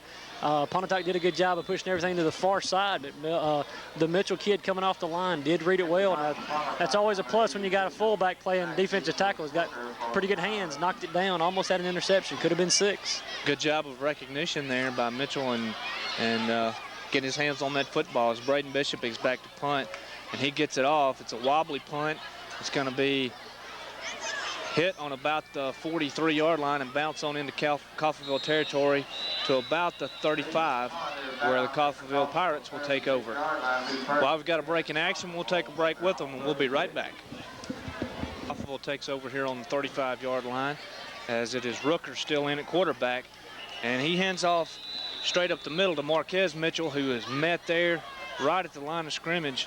Looks like he got a gain of about 1. Good job of filling there by the linebackers. I think Neil Mays once again popped him pretty good. I believe 59 and be Jeremy Ray had a hold of him down low, and Mays came in and finished him off with a pretty punishing lick. But again, the Marquez Mitchell is a pretty big boy himself, so he rebounded pretty well from that good lick. Looks like number 50 there, Corey Walker, also filling in at that linebacker spot, doing a good job as well. Looks like Rooker's going to be under center. He's going to hand off again. Looks like it's to Mitchell, who's going to be across the 40 to about the 41-yard line. Gain of about 4 on the play. It's going to bring up 3rd down and about 5 situation. Got a couple of kids getting up slow, one from Coffeeville and one from Pontotoc, Kevin Westbrooks. He's been a vital part on that defensive line, so maybe he just got a little stinger, shake that off. Well, as I said, Corey Walker, he's a 5'9", 200-pound sophomore, and then we've got Neil Mays at 6 foot, 180, also a sophomore. Those 2 young guys have really stepped in here and played some good football today in the absence of Diedrich and Ellis. Rooker's under center now. He's going to fake the handoff up the middle and keep it himself. He's off to the left side, scrambles for maybe a couple of yards. Good pursuit by that Warrior defense, holding him to a gain of about 1. I'm not sure if that was a broken play or not. Rooker kind of looked as if he was looking for somebody to hand the ball off to, and there was nobody there. I mean, he's been good all night with the ball on his own, but he looked like he was looking for a little help on that play. Yeah, and as he looks up, he really nowhere to go. He's got a host of Warriors breathing down his neck, and they're able to make the stop. So that's going to bring up a 4th and short here. Well, 4th and about 4 yards with 7 minutes left here. And looks like Coffeeville will call a timeout. While we've got timeout on the field, we'll take it with them. Coffeeville lines up now with Kevin Rooker under center on the 4th and 4 situation. He's going to hand the ball off the middle. No, he's going to keep it, and he's going to keep those legs churning, and he's still on his feet. And there's a fumble now on the play, and looks like the Warriors are going to get it. Big break for the Warriors there. They had the 1st down. A good-looking run there by Rooker as he followed his blockers. And Rob Pickett coming up, making a big stick there and taking the ball away from Coffeeville. It looked like Rooker running hard, looking down the field, looking to make something big happen, had his head up. Rob Pickett came from down low and to the side and kind of came up through him and maybe got the helmet on the football and just jarred it loose. As a big break for Pontotoc, like you said. They had gotten enough yardage for the 1st down, but the recovery for Pontotoc gives Pontotoc the 1st down on the 50. Yeah, I'm not so sure Rooker ever saw Pickett coming, but good stick there, able to get the ball back. As we have split receivers to the right side, James White in the backfield. McBride calls out his cadence, and then he's going to hand off up the middle to James White. Looks like gain of maybe a couple as the defense converges there right in the middle. They're doing a good job on defense. They're stopping everything up the middle. And I guess maybe that's they can respect that because we don't have Ellis Scott running the ball. Maybe that's making a difference while we're not able to run the ball as well as we have been in the past few weeks. James White still doing a good job there. He's had some impressive runs there. He's a tough little running back. Runs the ball hard. McBride brings Winter in motion, but looks like we've got defensive end across the field, across the line of scrimmage, and looks like we're going to get a little bit of help here on this play. Well, we hope so. Last time we thought that they called it against us, so I don't know. This time we did get that one right. Got the offsides call. That helps out. 2nd and 4, 2nd and 3 is a lot easier than 2nd and 8, 2nd and 9. Absolutely. It gives you a little more options. You're maybe not scared to try a pass here. Maybe keep it on the ground and get the 1st down. I don't know, but it moves the Warriors out to about the 43-yard line. Looks like we're going to get the Heat 6-minute timeout, although it's not real hot tonight. thought maybe they might repeal that, but I guess not. So they're still going to take the timeout, and we're going to take it with them. Jason McBride brings the Warriors to the line here. 2nd down and 3. He's going to bring Rooker in motion there. He's going to fake the handoff. He rolls out to the right. He's going to hit James White in the flat. He's got running room. Good move there as he breaks it across the 30. Still on his feet, and he's down the sideline, and he's going to score. Good-looking run there by James White, making some good moves and breaking some tackles and getting the touchdown for the Pontotoc Warriors. Same play they ran earlier in the first half. A fake to Rooker on the reverse. It worked earlier for a touchdown. Sent White out of the backfield into the flat.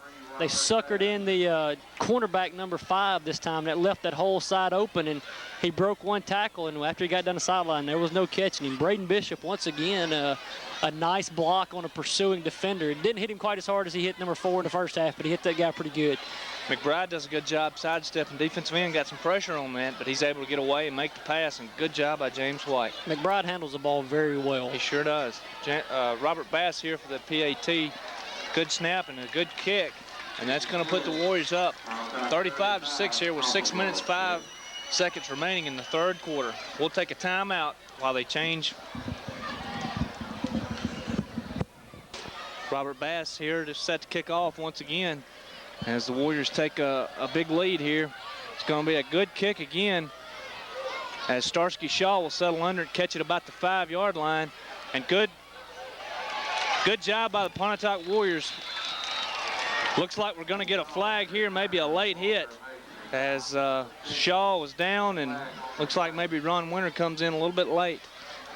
It was number 50 again, Corey Walker, the linebacker, playing on special teams. Made a nice one-handed grab on Starsky Hutch and hauled him down. And it looked like he was still squirming a little bit. And Ron Winter came in there and laid a pretty good lick on him. Backside official threw the flag, and it's going to cost Pontotoc another 15 yards. Kind of a hard luck penalty, kind of like the one earlier with Neil Mays. You see the guy still running down the sidelines. Kind of hard not to hit him. Well, the Coffeeville guy was kind of laying on top of Walker, so it's still hard to tell if he was actually on the ground or not. And the referees had already blown him down, and so that's where the flag comes in. But again, good job by Walker. He kind of makes that tackle one-handed, reaches out, gets enough of him to bring him down. Good play there. So that's going to help Coffeeville as they'll start this drive from their own 30-yard line. And it looks like it's going to be Rooker once again under center. 2 receivers to the right. It's going to be a quick pitch out to the left side to number 4.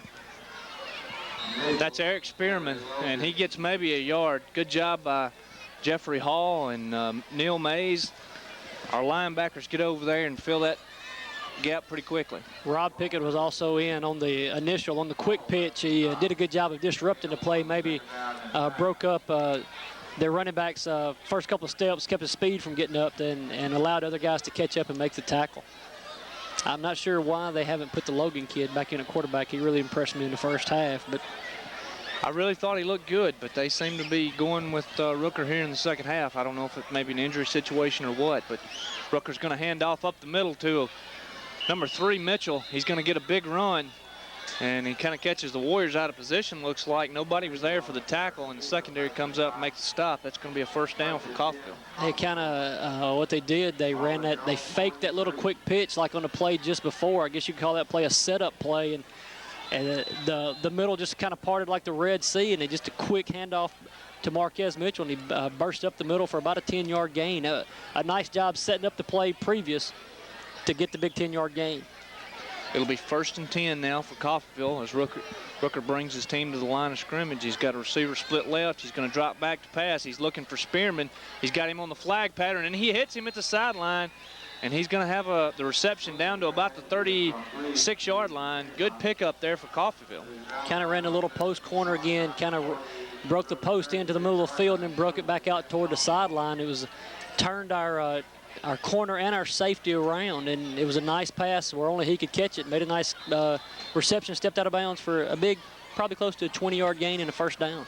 Good pattern. He drops it in right there between our 2 defenders. He kind of hits that little void there, and a good pickup for Coffeeville. Maybe that's the reason they got Rooker in the game. It may be.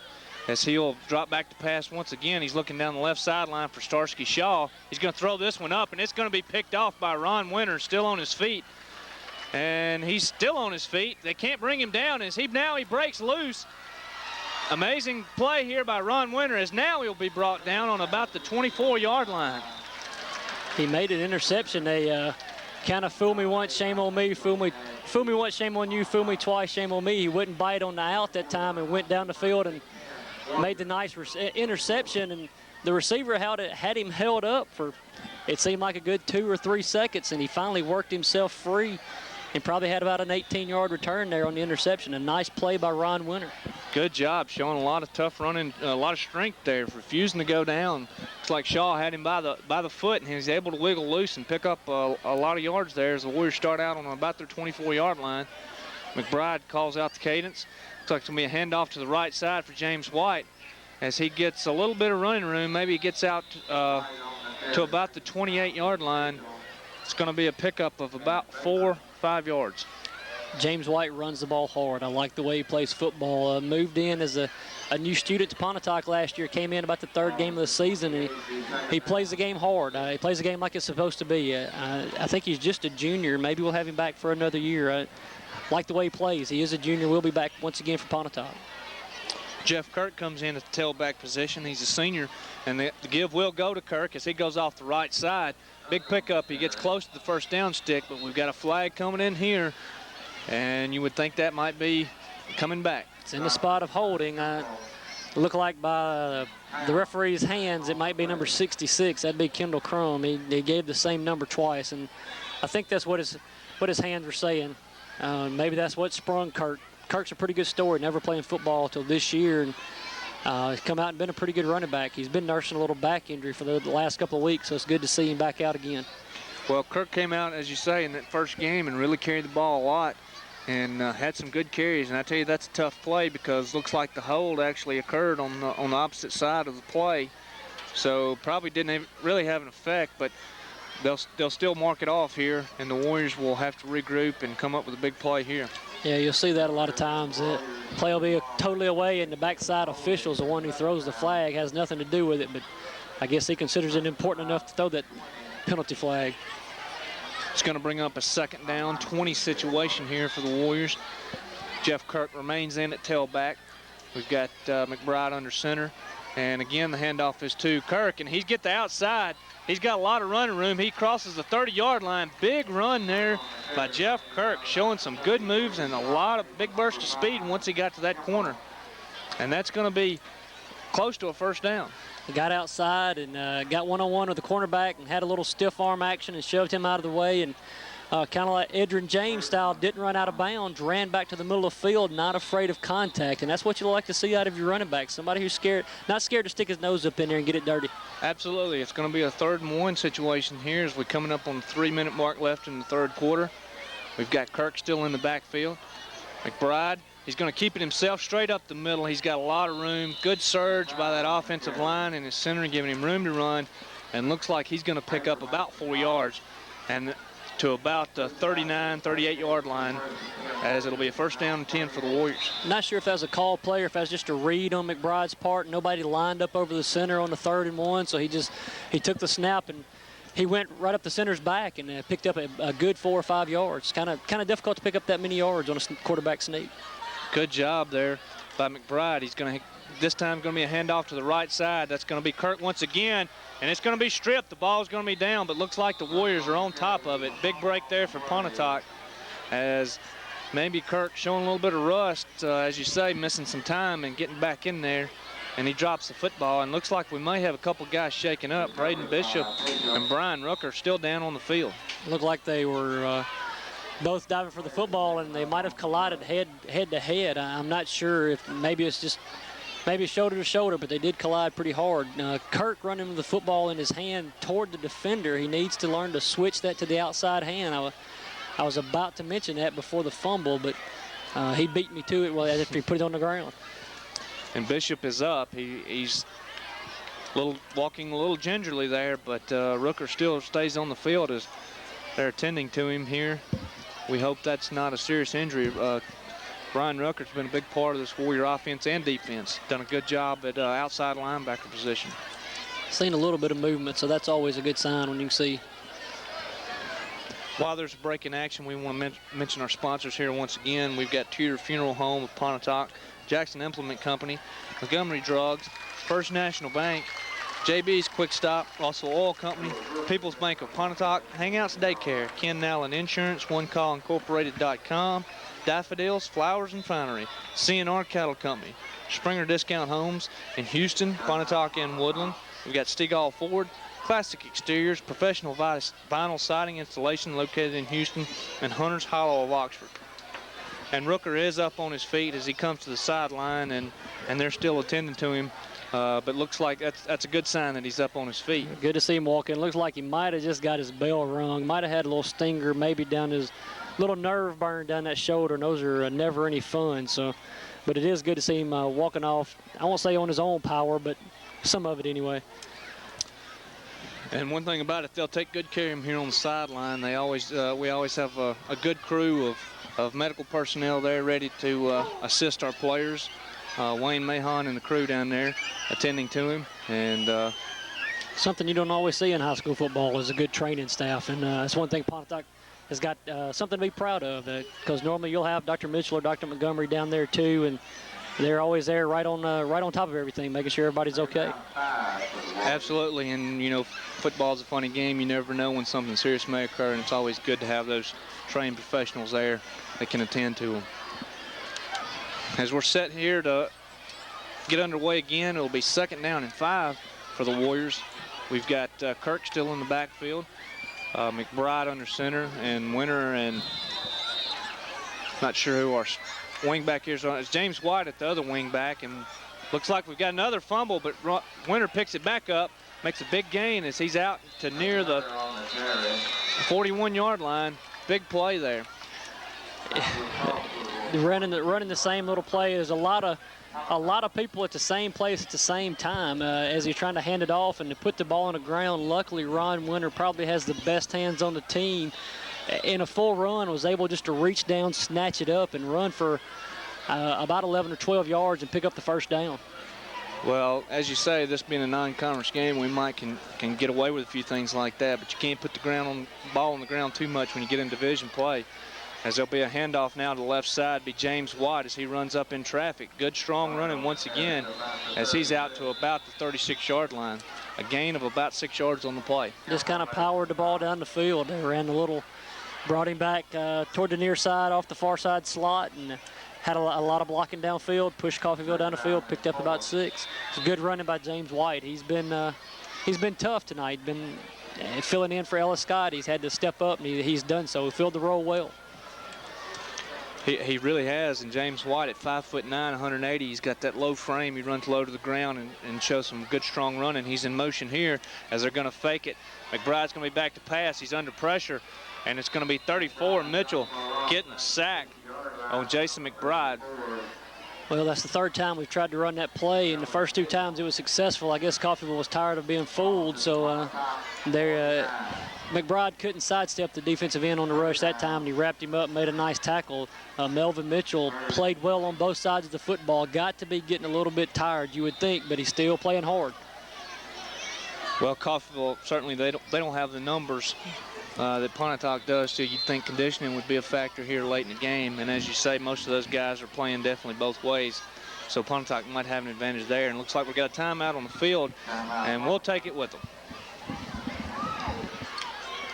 Jason McBride will step back under this 3rd and 20 situation here. We've got 2 receivers right and left. Pump fake, it's like a pump and go there as McBride overshoots Winter there. Winter got hung up a little bit with a defender there, but no interference call, and it's going to bring up a 4th and long here. There was a little collision between Starsky and Shaw. As I was told earlier, I said Starsky and Hutch, referring back to the 1970s crime fighting show. He makes a nice, there was a little incidental contact, but the referee didn't deem it enough to throw the flag. But it brings up 4th down, Braden Bishop back to punt. And probably a good call there by the referee, a no harm, no foul type situation. I'm not sure who'd have got to it, you know, had he not been impeded. But 4th and 20 here, Braden Bishop back to punt once again. Yeah, especially in a 35-6 ball game. Sometimes you just eat that flag sometimes. Good looking punt here, a lot of air and a good roll for Braden Bishop, that's going to roll inside the 10 and be down on about the 6-yard line. So the Warriors doing a good job here in the field position battle, pinning Coffeeville deep. That's 2 punts. Braden Bishop has had over 40 yards that he has gotten down inside the 10-yard line, and that's what you like to see out of your punter, doing a good job. And gentlemen, this game is really going by quick. It's 17 seconds left in the third quarter. Here it is, and it's 8:30, so the game going by really fast as Pontotoc opens up a big lead. 9:30. Excuse me, 9:30. But it is going by fast, Will. I think if you just run the ball and let that clock run, that makes when you get a difference in the score, that makes everybody happy. That's right, and Coffeeville will start this drive, as we said, on their 7-yard line. As it is Rooker once again under center. A little miscommunication there across the front line by Coffeeville, but it's going to be a dive up the middle to Marquez Mitchell, and he's going to get about 4 yards on the carry, on the straight dive. And that should be the last play of the third quarter. So, but there was a lot of movement by the offensive line before everybody got set down in their three-point stance. I'm not sure what they were doing, but it worked for about 4 yards. And that's the horn sounding the end of the third quarter. Pontotoc with a big lead here, 35-6. And as they change ends, we'll take a break. We're back here as Coffeeville sets to begin this drive. 2nd down and 5 situation here. Rooker's going to keep it, and he's got running room, and he's on the sideline, and he's out in the open. Ron Winter giving chase here as he cuts back towards the middle of the field, and he's going to score. But looks like we've got a flag down. This call could be for naught. I didn't see what happened as far as a penalty, but there wasn't much deception in that. Rooker just took the ball from center and ran around the end, and he got outside and turned on the jets, and he just ran past everybody we had. But luckily, it looks like there's a clip against Coffeeville, so that'll bring that back. A big 15-yard penalty. Well, penalties have really hurt Coffeeville tonight. They've been in good situations, and penalties have really hurt them. Looks like we got a little entertainment going here as the band starts into a nice little song here. Yeah, that's Garyon Judon, the mascot, and one of the main people in the band, does a little rendition of Little Liza Jane that's pretty impressive. If you get a chance to come out, you need to come see him do this. I tell you, he's a really talented kid. I've watched him here during the halftime shows, and you know, he's played the drums, he's done the rifle. He plays the drums, he plays the trombones, he's doing the tambourine now, he's doing a little dancing. He does it all. He's really getting this crowd into it as the folks are really enjoying it here at the homecoming celebration here for the Pontotoc Warriors. And that's exactly what it is, a celebration with Pontotoc leading 35-6. And it's easy to do that when you've got a 35-6 lead. I'm not so sure they'd be doing that in a closer game, but Coach Robbins may not like it if it was closer than that. Offensive line, again, a lot of movement there, but it's going to be a handoff to the right side as Marquez Mitchell is going to pick up some good yards. He's going to be about the 18, 19-yard line, and looks like he'll have a first down. Shaking up on the play maybe, though. He's still down. You just got to think the kids from Coffeeville having to play both ways, being just flat worn out, that these licks are really taking their toll on them. Kind of like last week, conditioning against Kossuth, I think was big because they had a lot of people that played both ways, and you could just tell hands on hips, hands on knees. They were physically worn out. And the way Pontotoc lined it up and ran the football, I could see why. You know, well, like you say, when Ellis Scott puts his head down and he pounds that ball for 3 quarters, come that fourth quarter, like you say, you see some heads hanging on that opposite side. And he really did a good job last week in the big division win for Pontotoc.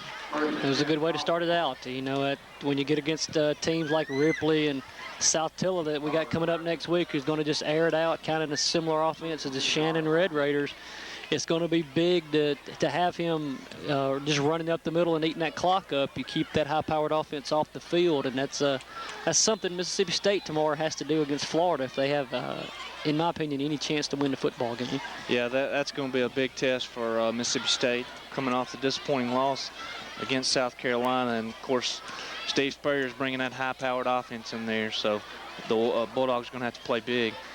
We got a dive up the middle here by number 34.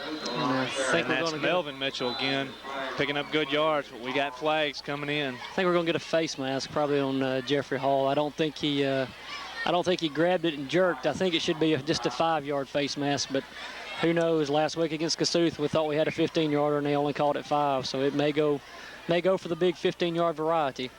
Of course, that's a new rule in high school this year with the personal foul face mask and then the incidental face mask being only 5 yards. Traditionally has always been a 15-yard penalty. That's new to high school football this year, and looks like it will be just a 5-yard. And in my opinion, for a high school official, that's a difficult decision, something to discern whether you grab or jerk. I think that's a tough call to make for them. Yeah, it is. It's a judgment call, and you just have to do the best you can on that. It's going to be 1st and 10 now for Coffeeville. Rooker hands the ball back to his tailback, number 8, and that's going to be Josh Ott, and he's going to pick up about 4 yards, 3.5, straight up the middle. I thought that was the first time he carried the ball. His uniform looked real clean, but I do remember the name earlier in the first half. I was thinking remember the great Alabama running back Paul Ott, and wondering if there was any relation. He's being from Mississippi. It's going to be 2nd down and 7 now for the Coffeeville Pirates. We got 10 minutes, 20 seconds left here in the football game. Kevin Rooker will bring his team to the line of scrimmage. High backfield, and it's going to be a handoff to number 1, Starsky Shaw, and looks like he's going to pick up about 3 yards, and it's going to be a 3rd down and about 2.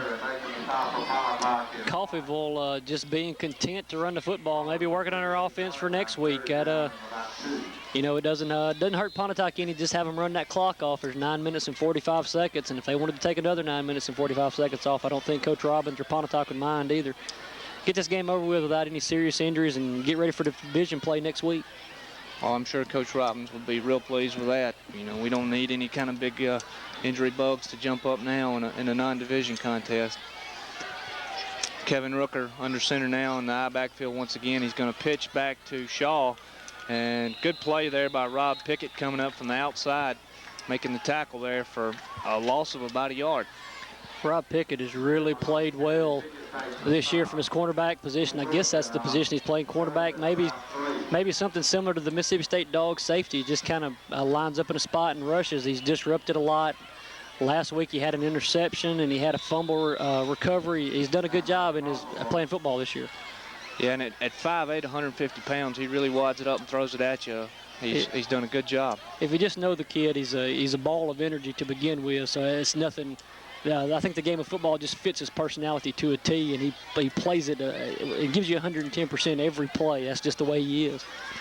Pontotoc seems to have quite a few kids like that this year. Maybe that wouldn't be an ideal size for the position they play, but they overcome that with effort and a lot of heart.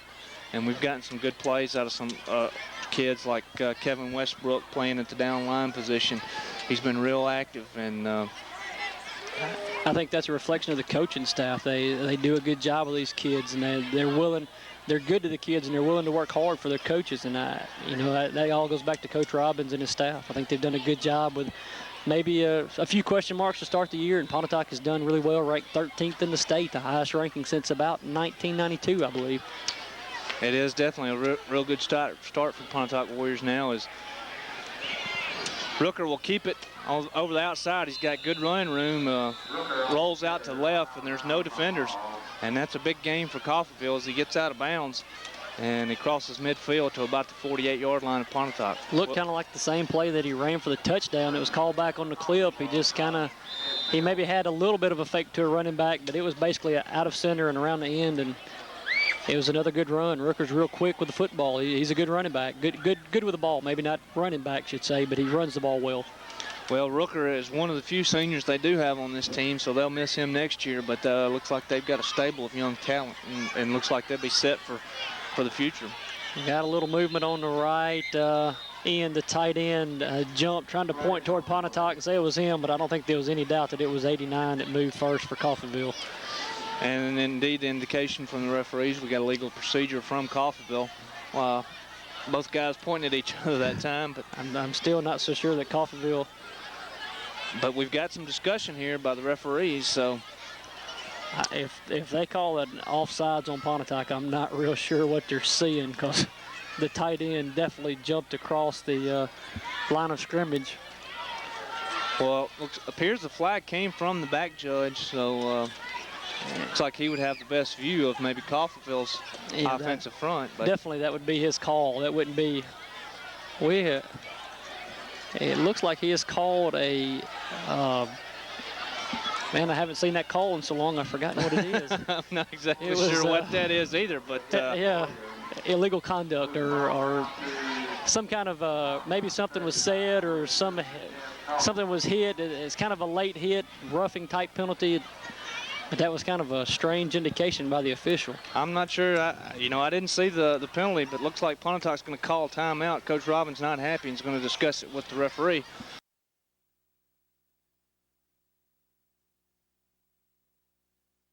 Side. He's showing a little strength there. He lowers his head and plows into Jeffrey Mitchell there, and a big gain there for Coffeeville. That's the second time tonight Jeffrey Hall has had somebody hit him pretty good running the football.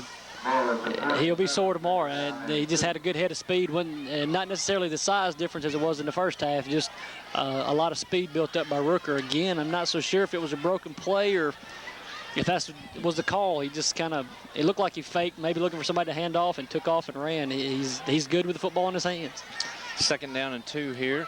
We got an eye back with a wing back to the left side, and same call again as Rooker keeps it to the right side, stays on his feet and sidesteps some defenders. And another big gain there as he inside the 15 or about the 15-yard line. Did a good job. Looked like he might step out of bounds and decided he was going to try to get the first down. Broke back toward the middle of the field and shucked a couple of tacklers and ran over one and ran around one and had a big gain. And a nice run by Kevin Rooker. Well, it looks like that's the play that's working for them, and they're sticking with it. As if it ain't broke, don't fix it, I think is what their coach is saying. Exactly, and they're knocking on the door here, and the defense will probably have to be aware of Mr. Rooker here from here on in. Rooker brings the team to the line.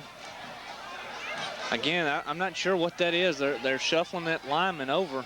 They've done it 2 or 3 times tonight, but a little bit of mistake there, and the ball's on the ground. The Warriors are going to pick it up. Looks like Barry Logan on the recovery. I'm not sure if that was a design to give or if Rooker was intending to pull that out and keep it again, but him and the running back kind of run together. The ball pops loose, and the Warriors are able to come up with it. Well, Rob Pickett again in the mix, hit the quarterback again. Rooker was picking up the ball. Pickett hit him. The ball flew out of his hands about 5 or 6 yards backwards, recovered by Barry Logan. Nice job being alert, seeing the ball on the ground, went and got it. And that's what you're looking for, always hawking around the football. And Coffeeville and their running backs and quarterbacks have collided 3 or 4 times tonight, and I actually noticed that in warm-ups that they did that. So maybe it is true you practice loud. You play like you practice. The Warriors now, with 7:22 remaining, will start to drive on their own 24-yard line.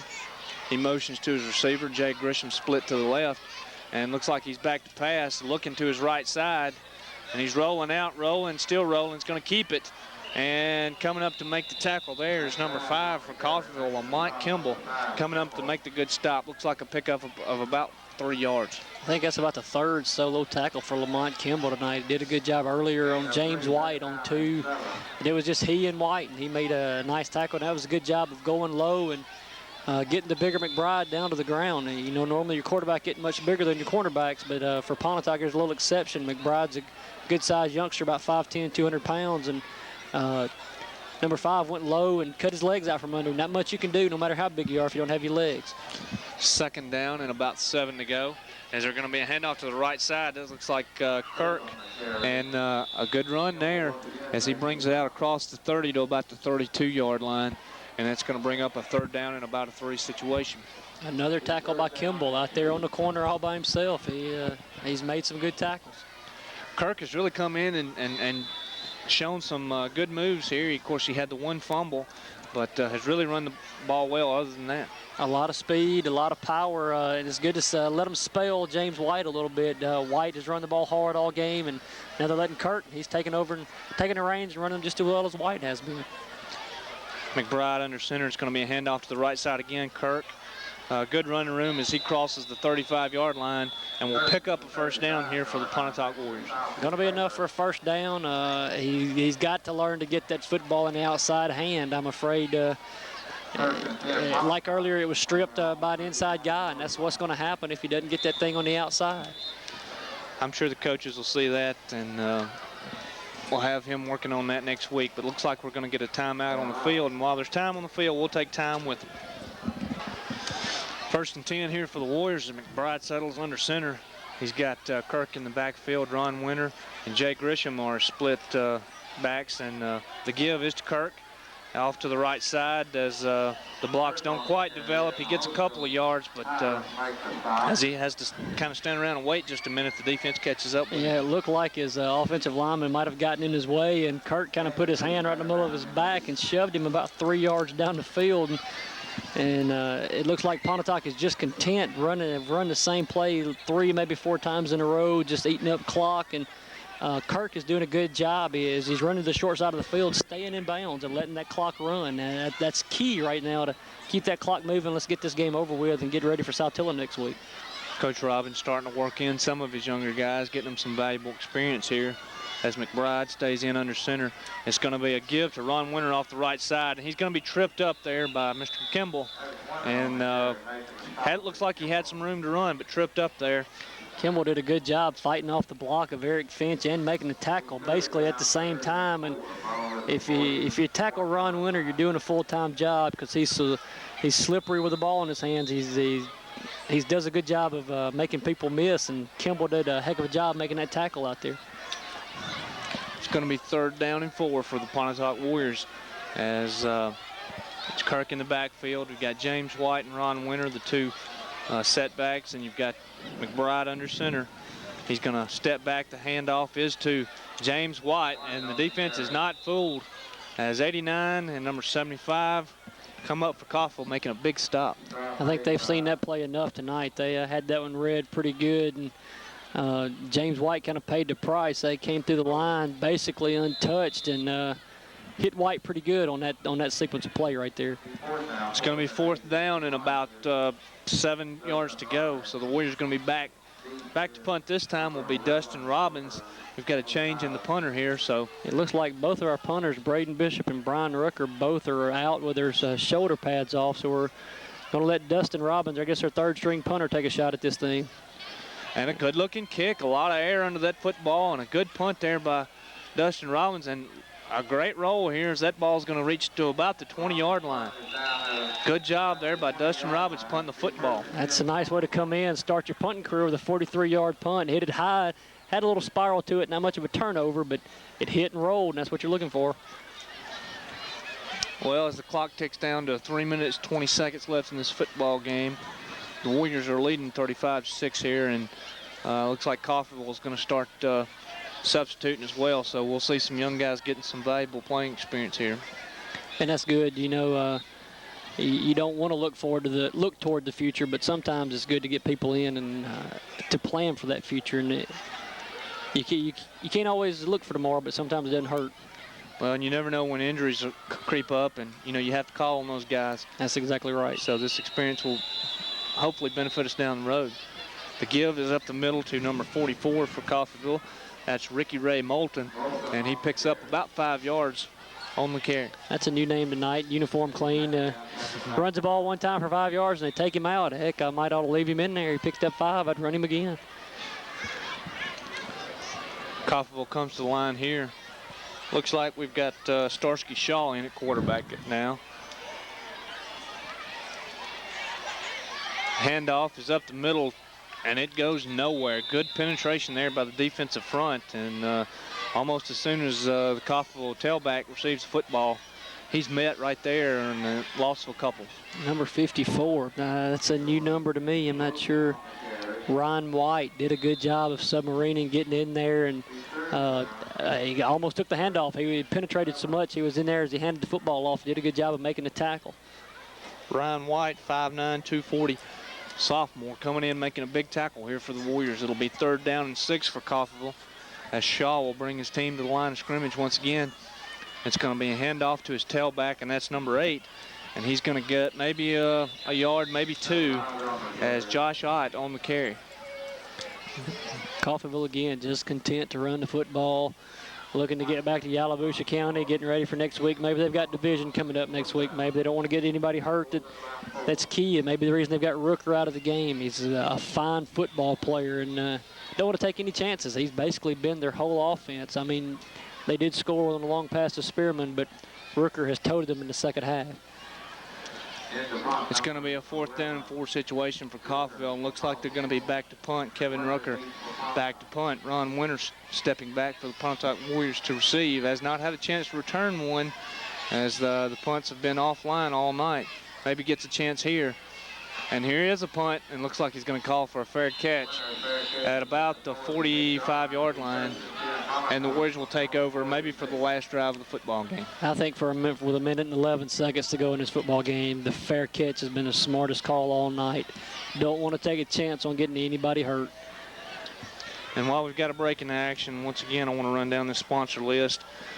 These guys make it possible for us to bring you the game. It's Tudor Funeral Home in Pontotoc, Jackson Implement Company, Montgomery Drugs, First National Bank, JB's Quick Stop, Russell Oil Company, People's Bank of Pontotoc, Hangouts Daycare, Ken Nallen Insurance, OneCallIncorporated.com, Daffodils Flowers Refinery, CNR Cattle Company, Springer Discount Homes, Stegall Ford, Classic Exteriors, and Hunter's Hollow of Oxford. Number 6, Stewart in at quarterback, and he's going to give it off to Kerry Walker there, straight up the middle. Looks like he's going to lose a couple. Good penetration there by the Coffeeville defense. Shot the gap and did a good job. Walker fought and wouldn't go down without a struggle, but went for a 2-yard loss. This Stewart kid, a young kid, 9th grader, had some playing time against South Pontotoc and threw a touchdown pass. It looks like he throws the ball fairly well, and he won't get a chance tonight to show that. Now they'll just are content to hand it off and get to the house with a victory tonight, but maybe looking to the future again with a good young player. The clock approaches 30 seconds left in the football game as Stewart steps under center. He's going to drop back, looks to pass here, and he's got a little bit of pressure, showing some good composure, throws a strike, a little bit behind Jay Grisham, and it's going to be incomplete. Well, how wrong I was with that no pass call there. As soon as I get the words out of my mouth, he's rolling out to throw the football, threw the ball well, threw it on a line, just a little bit behind his intended receiver, Jay Grisham, I believe. And it could have been the last play of the football game. We have been extended to one more, so let's see what Pontotoc does on this 3rd down call with 22 seconds to go in the football game. Well, with 22 seconds, we haven't named our player of the game this week, and I think we've discussed it. We think Brian Rooker is our player of the game. He scores 3 touchdowns, and he does a good job for Pontotoc offensively tonight. So I think Brian Rooker is our player of the game. Sounds good to me. Yep. Stewart will hand off now to his tailback, and that's probably going to be the last play of the game as the clock's 15 seconds. And the Warriors are not in a hurry, and that's 31. That's Kedrick Freisen, brother of Tremaine there, a familiar name for Pontotoc fans. Picking up several yards there on that carry. And that's going to do it. That's the ball game here. Pontotoc wins the football game 35-6 in a game that we really expected them to win, and they came out, and these Coffeeville kids, they played a good game. They put up a fight. But Pontotoc wins out in the end 35-6. Jumped on Coffeeville early, scored 2 quick touchdowns, had the kickoff return for a touchdown to start the game, and Coffeeville never died. They played hard the whole way, offensively and defensively. Gave up the ball a couple times and gave Pontotoc a short field that they scored on, but Coffeeville's got something to look forward to. They're not a bad football team. And Pontotoc now will get ready for division play once again next week. We've got a big game coming up next week. It's Saltillo, and not a lot of people are talking about Saltillo this year, but they have been impressive in football games. As you say, they've got a high-powered offense, so the Warriors will have to go and really get prepared and win this next division game. They brought in a top assistant from Shannon, Bill Rosenthal, as their new head coach, and he has brought that same spread them, throw it almost every down offense, and that's something Pontotoc will have to prepare for. Not easy to defend. Pontotoc's had a little trouble with the pass this year, so it could be an interesting football game next week. So that's going to do it here for us. For Bill Jones, I'm Glenn Franklin and Jason Ritchie. Pontotoc Warriors will win it 35-6 here at homecoming over the Coffeeville Pirates.